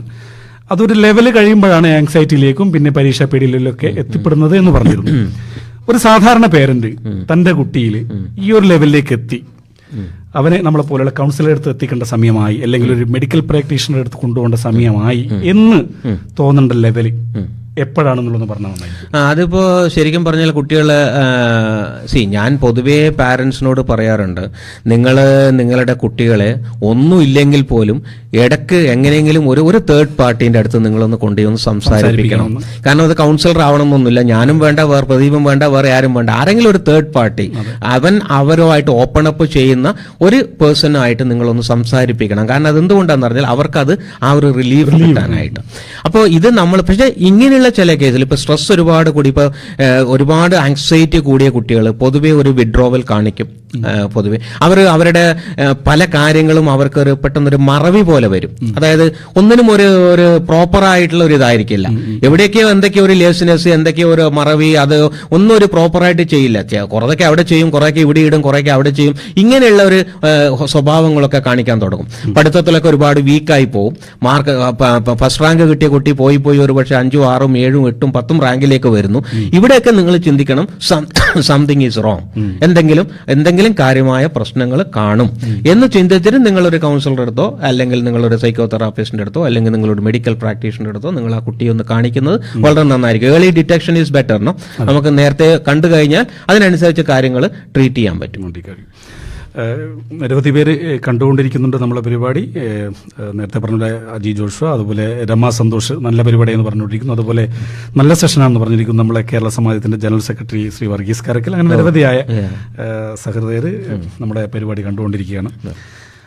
അതുപോലെ ഒരുപാട് തെറാപ്പികളും അതുപോലെ തന്നെ മെഡിക്കേഷന്റെ കാര്യങ്ങളൊക്കെ ചെറിയൊരു സൂചന നമ്മൾ സംസാരത്തിലെടുക്കുന്നുണ്ട്. അതിനെപ്പറ്റി ഒന്ന് ഡീറ്റെയിൽ ആയിട്ടൊന്ന് പറയും, എന്തൊക്കെ തെറാപ്പികൾ വേണ്ടി വരും, അത് ആരൊക്കെയാണ് ഇതൊക്കെ ചെയ്യേണ്ടത്? അല്ല, അതിപ്പോ ഇപ്പൊ അങ്ങനെ നമുക്കിപ്പോ ഇങ്ങനെയുള്ള ഒരു സെഷനിൽ നമുക്കത് പറയാൻ പറ്റില്ലെങ്കിൽ പോലും ഇപ്പൊ നമ്മൾ ഇൻഡിവിജ്വൽ ആയിട്ട് ഇപ്പൊ എന്റെ അടുത്ത് അപ്രോച്ച് ചെയ്യുന്ന പല ഇതിലും നമുക്ക് ആക്ച്വലി നിരവധി സൈക്കോ തെറാപ്പികൾ അവൈലബിൾ ആണ്. കാരണം ഞാനൊരു സൈക്കോ തെറാപ്പിസ്റ്റ് ആയതുകൊണ്ട് ഞാനിപ്പോൾ നിരവധി സൈക്കോ തെറാപ്പി ചെയ്യുന്നുണ്ട്. ശരിക്കും പറഞ്ഞു നല്ല റിസൾട്ടും കിട്ടുന്നുണ്ട്, നല്ല ഫീഡ്ബാക്കും കിട്ടും, നല്ല റിസൾട്ടും കിട്ടുന്നുണ്ട്. ഇപ്പൊ പ്രത്യേകിച്ചും നമ്മളിപ്പോൾ ഞാൻ ഫോർ എക്സാമ്പിൾ ഇപ്പോൾ നമ്മളിപ്പോൾ പ്രത്യേകിച്ചും പാരന്റ്സ് കംപ്ലൈന്റ് ചെയ്യുന്നത് ഫോക്കസ് കിട്ടുന്നില്ല എന്നുള്ളതാണ്, കോൺസെൻട്രേഷൻ കിട്ടുന്നില്ല. അപ്പൊ കോൺസെൻട്രേഷൻ കിട്ടാത്തൊരു കുട്ടികളെ കൊണ്ട് നിങ്ങൾ ത്രാടക മെഡിറ്റേഷൻ, ത്രാടക എന്ന് പറഞ്ഞാൽ നിങ്ങൾ ഗൂഗിളിൽ സെർച്ച് ചെയ്യാം. ഗൂഗിളിൽ സെർച്ച് ചെയ്ത് കഴിഞ്ഞാൽ ഇത് യോഗിക് വിഷൻ എന്നും പറയും അതിനാണ്. കാരണം ഇത് ശരിക്കും പറഞ്ഞാൽ പണ്ട് കാലങ്ങളിലെ ബുദ്ധ സന്യാസികൾ ഉപയോഗിച്ചിരിക്കുന്ന ഒരു ടെക്നിക്കാണ്. അപ്പോൾ ഇത് ഫോക്കസ് ചെയ്യാൻ, അതായത് നമുക്ക് ഫോക്കസ് ചെയ്യാൻ അതിന്റെ ബെനിഫിറ്റ്സ് നിങ്ങൾ ഗൂഗിളിൽ നോക്കുമ്പോൾ നിങ്ങൾക്ക് കാണാം 10-15 അതിന്റെ ബെനിഫിറ്റ്സ് കാണാം. മെമ്മറി പവർ ഇൻക്രീസ് ചെയ്യും, ഫോക്കസിങ് കോൺസെൻട്രേഷൻ കിട്ടും, മൈൻഡ് കാമാവും, സ്ട്രെസ് കുറയും, ഇങ്ങനെ ഒരുപാട് നമുക്കതിന്റെ ബെനിഫിറ്റ് ഉണ്ട്. നിങ്ങൾക്ക് കുട്ടികളെ കൊണ്ട് ശരിക്കും പറഞ്ഞാൽ അത് ചെയ്യാം. അതിനൊന്നും ആവശ്യമില്ല. ഒരു 10 മിനിറ്റ് ഡെയിലി, ഒരു 10 മിനിറ്റേ ആവശ്യമുള്ളൂ. 10 മിനിറ്റ് സമയം നിങ്ങൾക്ക് അത് സെർച്ച് ചെയ്ത് കുട്ടീനെ കൊണ്ട് ആ ഫോക്കസ് കോൺസെൻട്രേഷൻ കിട്ടാൻ ഭയങ്കര നല്ലതാണ്.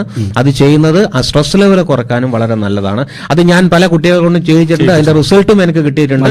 അവർ നല്ല അഭിപ്രായങ്ങൾ പറഞ്ഞിട്ടുണ്ട്. ഒരു മാസം ചെയ്ത കുട്ടികളൊക്കെ വളരെ നല്ല ഫീഡ്ബാക്ക് പറഞ്ഞിട്ടുണ്ട്. നന്നായിട്ട് അവർക്ക് ഇമ്പ്രൂവ്മെന്റ് വന്നതായിട്ട് പറഞ്ഞിട്ടുണ്ട്.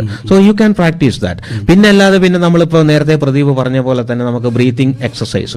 ഇപ്പോൾ ബ്രീത്തിങ് എക്സസൈസിൽ നമുക്ക് ഡീപ്പ് ബ്രീത്തിങ് ഉപയോഗിക്കാം. കാരണം സ്ട്രെസ് കുറക്കാൻ ഏറ്റവും നല്ല അപ്രൂവ് ചെയ്തിരിക്കുന്ന ഒരു ബ്രീത്തിങ് പ്രാണായാമമാണ് ഡീപ്പ് ബ്രീത്തിങ്, അല്ലെങ്കിൽ ബെല്ലി ബ്രീത്തിങ്, അല്ലെങ്കിൽ ഡയഫ്രമാറ്റിക് ബ്രീത്തിങ് എന്ന് പറയുന്നത്. അത് ചെയ്യാം. പിന്നെ അതുപോലെ മറ്റൊന്നാണ് മെമ്മറി ഇൻക്രീസ് ചെയ്യാനും മെമ്മറി കൂട്ടാനൊക്കെ നമുക്ക് നാഡീശോധന പ്രാണായാമം, അനുലോം വിലോം പ്രാണായാമം എന്ന് പറയും. അത് ചെയ്യാം. അത് മെമ്മറി പവർ കൂടും, മൈൻഡ് കാമാക്കും. അതൊക്കെ ചെയ്യുന്നതിന് മെത്തേഡ് ഉണ്ട്. വെറുതെ ഞാൻ പറയുന്നെങ്കിലും നിങ്ങൾക്ക് അത് കണ്ടുപിടിക്കാം, അല്ലെങ്കിൽ ആരടുത്തൊക്കെ പോയിട്ട് നിങ്ങൾക്ക് പ്രാക്ടീസ് ചെയ്യാം, പഠിക്കാം. പിന്നെ അതുകൂടാതെ സ്ട്രെസ് കുറക്കാൻ ഏറ്റവും ഇന്റർനാഷണൽ ലെവൽ തന്നെ ആക്സെപ്റ്റ് ചെയ്തിരിക്കുന്ന ഒരു പ്രാണായാമമാണ് ഭ്രമരി പ്രാണായാമം എന്ന് പറയുന്നത്. ഭ്രമരി പ്രാണായാമം അത് നിങ്ങൾ നോക്കാം. അതിന്റെയും ബെനിഫിറ്റ്സ് നിങ്ങൾക്ക് ഗൂഗിളിൽ സെർച്ച് ചെയ്യാം. അതിന്റെ യൂട്യൂബിൽ നിങ്ങൾക്ക് അത് എങ്ങനെ ചെയ്യുന്നു നോക്കാം. പക്ഷേ യൂട്യൂബിലൊന്നും നോക്കി ചെയ്യരുത്. നിങ്ങൾ ആരടുത്തെങ്കിലും അത് കാണിച്ചു വന്ന് ഡെമോൺസ്ട്രേറ്റ് നിങ്ങൾ ചെയ്യാന്നുള്ളതാണ്. തെറ്റുകൾ സംഭവിച്ചാൽ അത് മോശമാണ്. അതുകൊണ്ട് ആരെങ്കിലും അഡ്മിനിസ്ട്രേറ്റ് ചെയ്തിട്ട് അതിന്റെ പ്രൊസീജിയർ മനസ്സിലാക്കിയ ശേഷം യു ക്യാൻ ഡു ദാറ്റ്. ഇതൊക്കെ നിങ്ങൾ കണ്ടിന്യൂസ് ആയിട്ട് ചെയ്യണം. ഇത് കണ്ടിന്യൂസ് ആയിട്ട് ചെയ്യുന്നതിന്റെ ഗുണം എന്താണെന്ന് പറഞ്ഞാൽ ഇത് not only for to reduce your stress level or prepare for exam, it is actually total personality development ആണ്. നിങ്ങളുടെ പേഴ്സണാലിറ്റി ഡെവലപ്മെന്റിനെ തന്നെ അത് വളരെ നന്നായിട്ട് നിങ്ങൾക്ക് ഇമ്പ്രൂവ് ചെയ്ത് മെന്റൽ പവർ എല്ലാ കാര്യത്തിലും നിങ്ങൾക്ക്. പിന്നെ കൂടാതെ പിന്നെ എക്സാം ഫിയർ കുറക്കാനായിട്ട് കുറച്ച് മറ്റുള്ള CBT കോഗ്നിറ്റീവ് ബിഹേവിയർ തെറാപ്പിയിലൊക്കെ ഒരുപാട് തെറാപ്പികളുണ്ട്. നമ്മൾ അവസാന സെഷനിലേക്ക് എത്തുകയാണെന്ന് തോന്നുന്നു. നമ്മൾക്ക് അലോട്ട് ചെയ്തിരിക്കുന്ന സമയം 1 മണിക്കൂറാണ്. അവസാന സെഷൻ എന്നുള്ള നിലയ്ക്ക് നമ്മൾ കൂടുതലും സംസാരിച്ചുകൊണ്ടിരിക്കുന്നത് കുട്ടികൾക്ക് കോൺഫിഡൻസ് ഉണ്ടാക്കുക, കുട്ടികൾക്ക് പഠിക്കാനുള്ള ചില സെറ്റപ്പുകൾ ഉണ്ടാക്കി കൊടുക്കുക, അവർക്ക് നന്നായി പ്രിപ്പയർ ചെയ്യാനുള്ള സൗകര്യങ്ങൾ ഉണ്ടാക്കി കൊടുക്കുക, അവർക്കൊണ്ടത് ചെയ്യിപ്പിക്കുക, നെഗറ്റീവ് തോട്ട്സുകളെ, ഇങ്ങനെയൊക്കെ ചില സംഗതികളൊക്കെ നമ്മൾ പറഞ്ഞ് അങ്ങനെയൊക്കെ ചെയ്താൽ തന്നെ കുട്ടികൾക്ക് ഈ പരീക്ഷാ പേടി ഒഴിഞ്ഞു വരും എന്നുള്ളത് നമുക്ക് കൺക്ലൂഡ് ചെയ്യാമെന്ന് വിചാരിക്കുന്നു. അതിനു മുമ്പ് ഈ സൗകര്യങ്ങൾ ഉണ്ടാകാൻ വേണ്ടിയിട്ടുള്ള കുറച്ച് ടിപ്സ് കുട്ടികൾക്ക് കാം ഡൗൺ ചെയ്യാനും അതുപോലെ തന്നെ പഠിക്കാൻ നല്ല രൂപത്തിൽ കോൺസെൻട്രേറ്റ് ചെയ്ത് പഠിക്കാൻ. പല പേരെന്നും പറയുന്നതാണ് പഠിക്കുന്നുണ്ട് പക്ഷെ കോൺസെൻട്രേഷൻ കിട്ടുന്നില്ല. അപ്പൊ ഈ പഠിക്കാനും അതുപോലെ തന്നെ അവർക്കുള്ള ടെൻഷനൊക്കെ കുറച്ച് കാം ഡൗൺ ചെയ്യാനുള്ള കുറച്ച് ടിപ്സ് ടിപ്സ് നമുക്ക് കൊടുക്കാം. അപ്പൊ ഞാൻ പറയും, പഠിക്കുന്ന കാര്യത്തിൽ ഇപ്പൊ ഒന്നുകിൽ നിങ്ങൾ ആദ്യം ചെയ്യേണ്ടത്, നിങ്ങൾക്ക് കുട്ടികൾക്ക് ഒരു പഠിത്തത്തിന്റെ പ്രശ്നം വല്ലതും തോന്നുന്നു എന്നുണ്ടെങ്കിൽ നിങ്ങളൊരു VAK ടെസ്റ്റ് ചെയ്യുക. വിഷ്വൽ ഓഡിറ്ററി കൈനസ്തെറ്റിക്, അത് ലേണിംഗ് സ്റ്റൈൽ ടെസ്റ്റ് എന്ന് പറയും. അതിന് നിങ്ങളെ കുട്ടി ഏത് മോഡാണ് ലേണിംഗ്, വിഷ്വൽ ആണോ, ഓഡിറ്ററി ആണോ, കിനസ്തെറ്റിക് ആണോ, ഈ 3 അത് നോക്കിയാൽ അറിയാം. അത് ഒരാളെടുത്ത് ചോദിച്ചാൽ അത് പറഞ്ഞു. അപ്പൊ അത് ഒന്ന് നോക്കുക. അപ്പൊ ഏത് മെത്തേഡ്, ഇപ്പൊ ചില പാരന്റ്സ് കംപ്ലൈന്റ് ചെയ്യാറുണ്ട്, അതായത് ഇവൻ ഒരു സ്ഥലത്ത് ഇരുന്ന് പഠിക്കാറില്ല, എപ്പോഴും ഇങ്ങനെ അവിടെ ഇവിടെയൊക്കെ നടന്നുകൊണ്ടേയിരിക്കും. ദാറ്റ് മീൻസ് ആ കുട്ടി കൈനസ്തെറ്റിക് ആണ്, ആ കുട്ടി കൈനസ്തെറ്റിക് നേച്ചറാണ്. പക്ഷെ അവനത് നടന്നുകൊണ്ട് നിങ്ങൾക്ക് ഒരു പ്രശ്നവുമില്ല, അവനും ഒരു പ്രശ്നവുമില്ല, അവനത് അബ്സോർബ് ചെയ്യാൻ പറ്റും. അതുപോലെ ചില കുട്ടികൾ കാണാം ചിലപ്പോൾ ഈ ഓഡിറ്ററി ആയിരിക്കും, അവർക്ക് പറഞ്ഞത് കേട്ട് കഴിഞ്ഞപ്പോൾ ക്ലാസ്സിലൊക്കെ ടീച്ചർ പറയുന്ന കേട്ടാൽ വളരെ പെട്ടെന്ന് ഗ്രാസ്പ് ചെയ്യും. സോ ബിക്കോസ് ഈസ് ഓഡിറ്ററി അല്ലെങ്കിൽ ഷീ ഈസ് ഓഡിറ്ററി ആയിരിക്കാം. ചില കുട്ടികൾ വിഷ്വൽ ആയിരിക്കാം. വിഷ്വൽ എന്ന് പറയുമ്പോൾ എന്ത് സംഭവിക്കും പറഞ്ഞാൽ ഇമേജസ് നോക്കിയിട്ട് അതിൽ നിന്ന് മനസ്സിലാക്കാനുള്ള, അതുകൊണ്ടാണ് നമുക്കിപ്പോ യൂറോപ്യൻ കൺട്രീസിലൊക്കെ കുട്ടികളെ KG സ്റ്റാർട്ടിങ്ങിൽ തുടങ്ങുന്നത് അവർക്ക് ഇമേജ് കാണിച്ചിട്ടാണ് അവരെ പഠിപ്പിക്കുന്നത്. ആപ്പിളിന്റെ ഇമേജ് കാണിച്ചിട്ടാണ് അവർ പഠിപ്പിക്കുന്നത്, അല്ലാതെ ആപ്പിൾ എന്ന് പറഞ്ഞ് സ്പെല്ലിംഗ് എഴുതിയിട്ടല്ല. സോ അത് ശരിക്കും പറഞ്ഞാൽ അത് ഡെവലപ്പ് ചെയ്യാൻ വേണ്ടിയാണ് ആ വിഷ്വൽ സ്പേഷ്യൽ ഇന്റലിജൻസ് എന്ന് പറയും. സ്പേഷ്യൽ ഇന്റലിജൻസ് ഡെവലപ്പ് ചെയ്യാനാണ് അത്. അപ്പൊ നമ്മൾ അത് ആദ്യം നോക്കണം. വീഡിയോ ക്ലാസ്സുകളൊക്കെ പിന്നെ എന്ന് പറഞ്ഞാൽ കുട്ടികൾ എന്ന് പറഞ്ഞാൽ ലേണിംഗ് സ്റ്റൈല്, അതായത് കുട്ടികൾ പഠിക്കുന്ന സമയത്ത് എങ്ങനെ ആയാലും അവരൊരു ഷോർട്ട് നോട്ട് എഴുതി പ്രിപ്പയർ ചെയ്ത് പഠിക്കണം. ഷോർട്ട് നോട്ട് എഴുതിട്ട് ഒന്ന്. പിന്നെ ഒരു ചാപ്റ്റർ നിങ്ങൾ പഠിച്ചു കഴിഞ്ഞാൽ U prepare your own questions in your own language. നിങ്ങളെ ടെക്സ്റ്റിലൊന്നും അല്ല, നിങ്ങളെ ലാംഗ്വേജിൽ അതിൽ നിന്ന് വരാൻ പറ്റുന്ന 4, 5, 6 ക്വസ്റ്റ്യൻസ് നിങ്ങൾ പ്രിപ്പയർ ചെയ്യുക. Then you have to answer that questions. അതൊരു നോട്ട്ബുക്കിലോ ആയിട്ട് നിങ്ങളത് റെഫറൻസ് ആയിട്ട് നിങ്ങൾക്ക് വെക്കാം. ഈ മെത്തേഡ് നിങ്ങൾ ലേണിംഗ് ആക്സെപ്റ്റ് ചെയ്ത് കഴിഞ്ഞാൽ മെമ്മറി പവർ നന്നായിട്ട് നിങ്ങൾക്ക് റീറ്റെയിൻ ചെയ്യാൻ പറ്റും. ഒന്ന്, വെറുതെ വായിച്ചു പോകുന്നതല്ല. കാരണം അത് നമ്മൾ എന്താ പറഞ്ഞാൽ നമ്മൾ ചെയ്ത്, അതായത് നമ്മൾ ഇപ്പൊ ഒരു ലേണിംഗ് പിരമിഡ് ഉണ്ട്. ആ ലേണിംഗ് പിരമിഡ് നമ്മൾ നോക്കുകയാണെങ്കിൽ അതിൽ ആ ലേണിംഗ് പിരമിഡിൽ ഏറ്റവും എഫിഷ്യന്റ് ആയിട്ടുള്ള ലേണിംഗ് 90% എഫിഷ്യന്റ് പറയുന്നത് എന്താ പറഞ്ഞാൽ നിങ്ങൾ പഠിച്ച കാര്യം മറ്റുള്ളവർക്ക് പറഞ്ഞു കൊടുക്കുക, ആദ്യത്തെ. രണ്ടാമത്തെ എന്താ പറഞ്ഞാൽ നിങ്ങൾ പഠിച്ച കാര്യം നിങ്ങൾ ചെയ്തു നോക്കുക, മീൻസ് അസൈൻമെന്റ്. അതിൽ 75% നമുക്ക് ലേണിംഗ് പ്രാക്ടീസ് കിട്ടും. പിന്നെ നിങ്ങൾ മറ്റുള്ളവരായിട്ട് ഡിസ്കസ് ചെയ്യാം 50%. പിന്നെ അതാണ് ഗ്രൂപ്പ് സ്റ്റഡി എന്ന് പറയുന്നത്. അപ്പൊ ഇങ്ങനെ ഏത് മെത്തേഡാണ് ഏറ്റവും നന്നായിട്ട് നമുക്ക് ആക്സെപ്റ്റ് ചെയ്യാൻ പറ്റുന്നത്, ഏതാണ് നമുക്ക് എഫിഷ്യന്റ് ആയിട്ട് വരുന്നതെന്ന് കണ്ടെത്തിയിട്ട് ആ ലേണിംഗ് സ്റ്റൈൽ നമ്മൾ അഡാപ്റ്റ് ചെയ്യണം. ആ ലേണിംഗ് സ്റ്റൈൽ അത് കുട്ടികൾക്ക് നമ്മൾ പറഞ്ഞു കൊടുക്കണം. കുട്ടികളെ ഗൈഡ് ചെയ്താൽ ദേ വിൽ ഡു ഇറ്റ്. കാരണം എൻ്റെ എക്സ്പീരിയൻസ് എനിക്ക് പറയാം, നിരവധി കുട്ടികൾ എൻ്റെ അടുത്ത് വരുന്നുണ്ട്. ഞാൻ അവരെ പ്രോപ്പറായിട്ട് കണ്ട് ഗൈഡ് ചെയ്തതിനു ശേഷം നല്ല ഇമ്പ്രൂവ്മെന്റ് വന്ന ഒരുപാട് കുട്ടികളുണ്ട്. അപ്പൊ ഇത് നമ്മൾ ആ ലേണിംഗ് സ്റ്റൈലിൽ നമ്മൾ. പിന്നെ വേറൊരു കംപ്ലൈന്റ് വരുന്നത്, ഇപ്പോൾ മെമ്മറി പവർ പഠിച്ചു കഴിഞ്ഞാൽ പെട്ടെന്ന് മറന്നു പോകും. അവിടെയുള്ള ഏറ്റവും വലിയ പ്രശ്നം പറഞ്ഞാൽ റിവിഷൻ, പ്രോപ്പർ റിവിഷൻ. അതിനൊരു സൈക്കോളജിക്കലി ആക്സെപ്റ്റ് ചെയ്തിരിക്കുന്ന ഒരു ടെക്നിക്ക് എന്ന് പറഞ്ഞാൽ, നിങ്ങൾ ഇപ്പോൾ ഒരു സബ്ജക്റ്റ് പഠിച്ചാൽ അതിന്റെ after 1 hour you just revise it for 10 or 15 minutes, then keep it like that. Then same subject, same chapter, next day you revise it along with your ആ ദിവസത്തെ പഠിത്തവും കൂടെ അത് റിവൈസ് ചെയ്യാം ഒന്നും കൂടി.